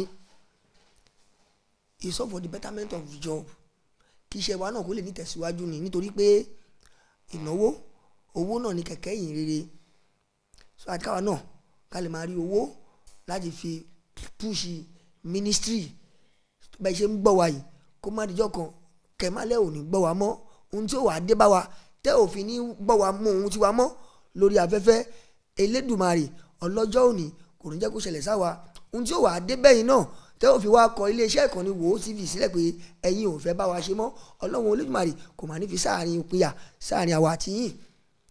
Ní báyìí bá a gbé bá ṣe tán àdágbére ilé bálùkù bá ṣe tán òun náà dágbére àti lọ́ọ́ fẹ̀gbẹ́ ẹ̀ lélẹ̀. Èmi Àdìgún olódòdó ràwọ̀ mo mà ti ṣe tán lálẹ́ tòní mo tún fẹ́ máa lọ fi ẹgbẹ́ ọ̀tún àtẹ̀gbẹ́ òsì mo fẹ́ lọ fi lélẹ̀ báyìí. Mo wá ń fi àsìkò yìí dágbére fún gbogbo ẹ̀yin tẹ́jọ́ olólùfẹ́ wa nínú ilé wípé talẹ́ yìí lẹ ti gbọ́ yẹn o lẹ sì ti wò. Ẹ pàdé wa ní dédé àsìkò yìí kan náà ní alẹ́ ọ̀la fún àkọ́tún àṣàyàn ọ̀rọ̀ bí a ṣe máa mú wá sí ojú ìwòran yín nígbà dé ìgbà àti ní àsìkò dé àsìkò. Mo wá ń fi àsìkò yìí dágbére fún yín pé láyọ̀ la ó sùn láyọ̀ la ó jí àtèmi àtẹ̀yìn a ò mà ní tójú oorun déjú kù bẹ́ẹ̀ la ò ní bá wọn ti pò àlà dé ipò àárẹ̀. Àtèmi àtẹ̀yìn kojú wa ó má kó àtúnrí o láyọ̀. Orúkọ mi ni Tèmídayọ̀ Amusa ẹ máa wo Wo TV.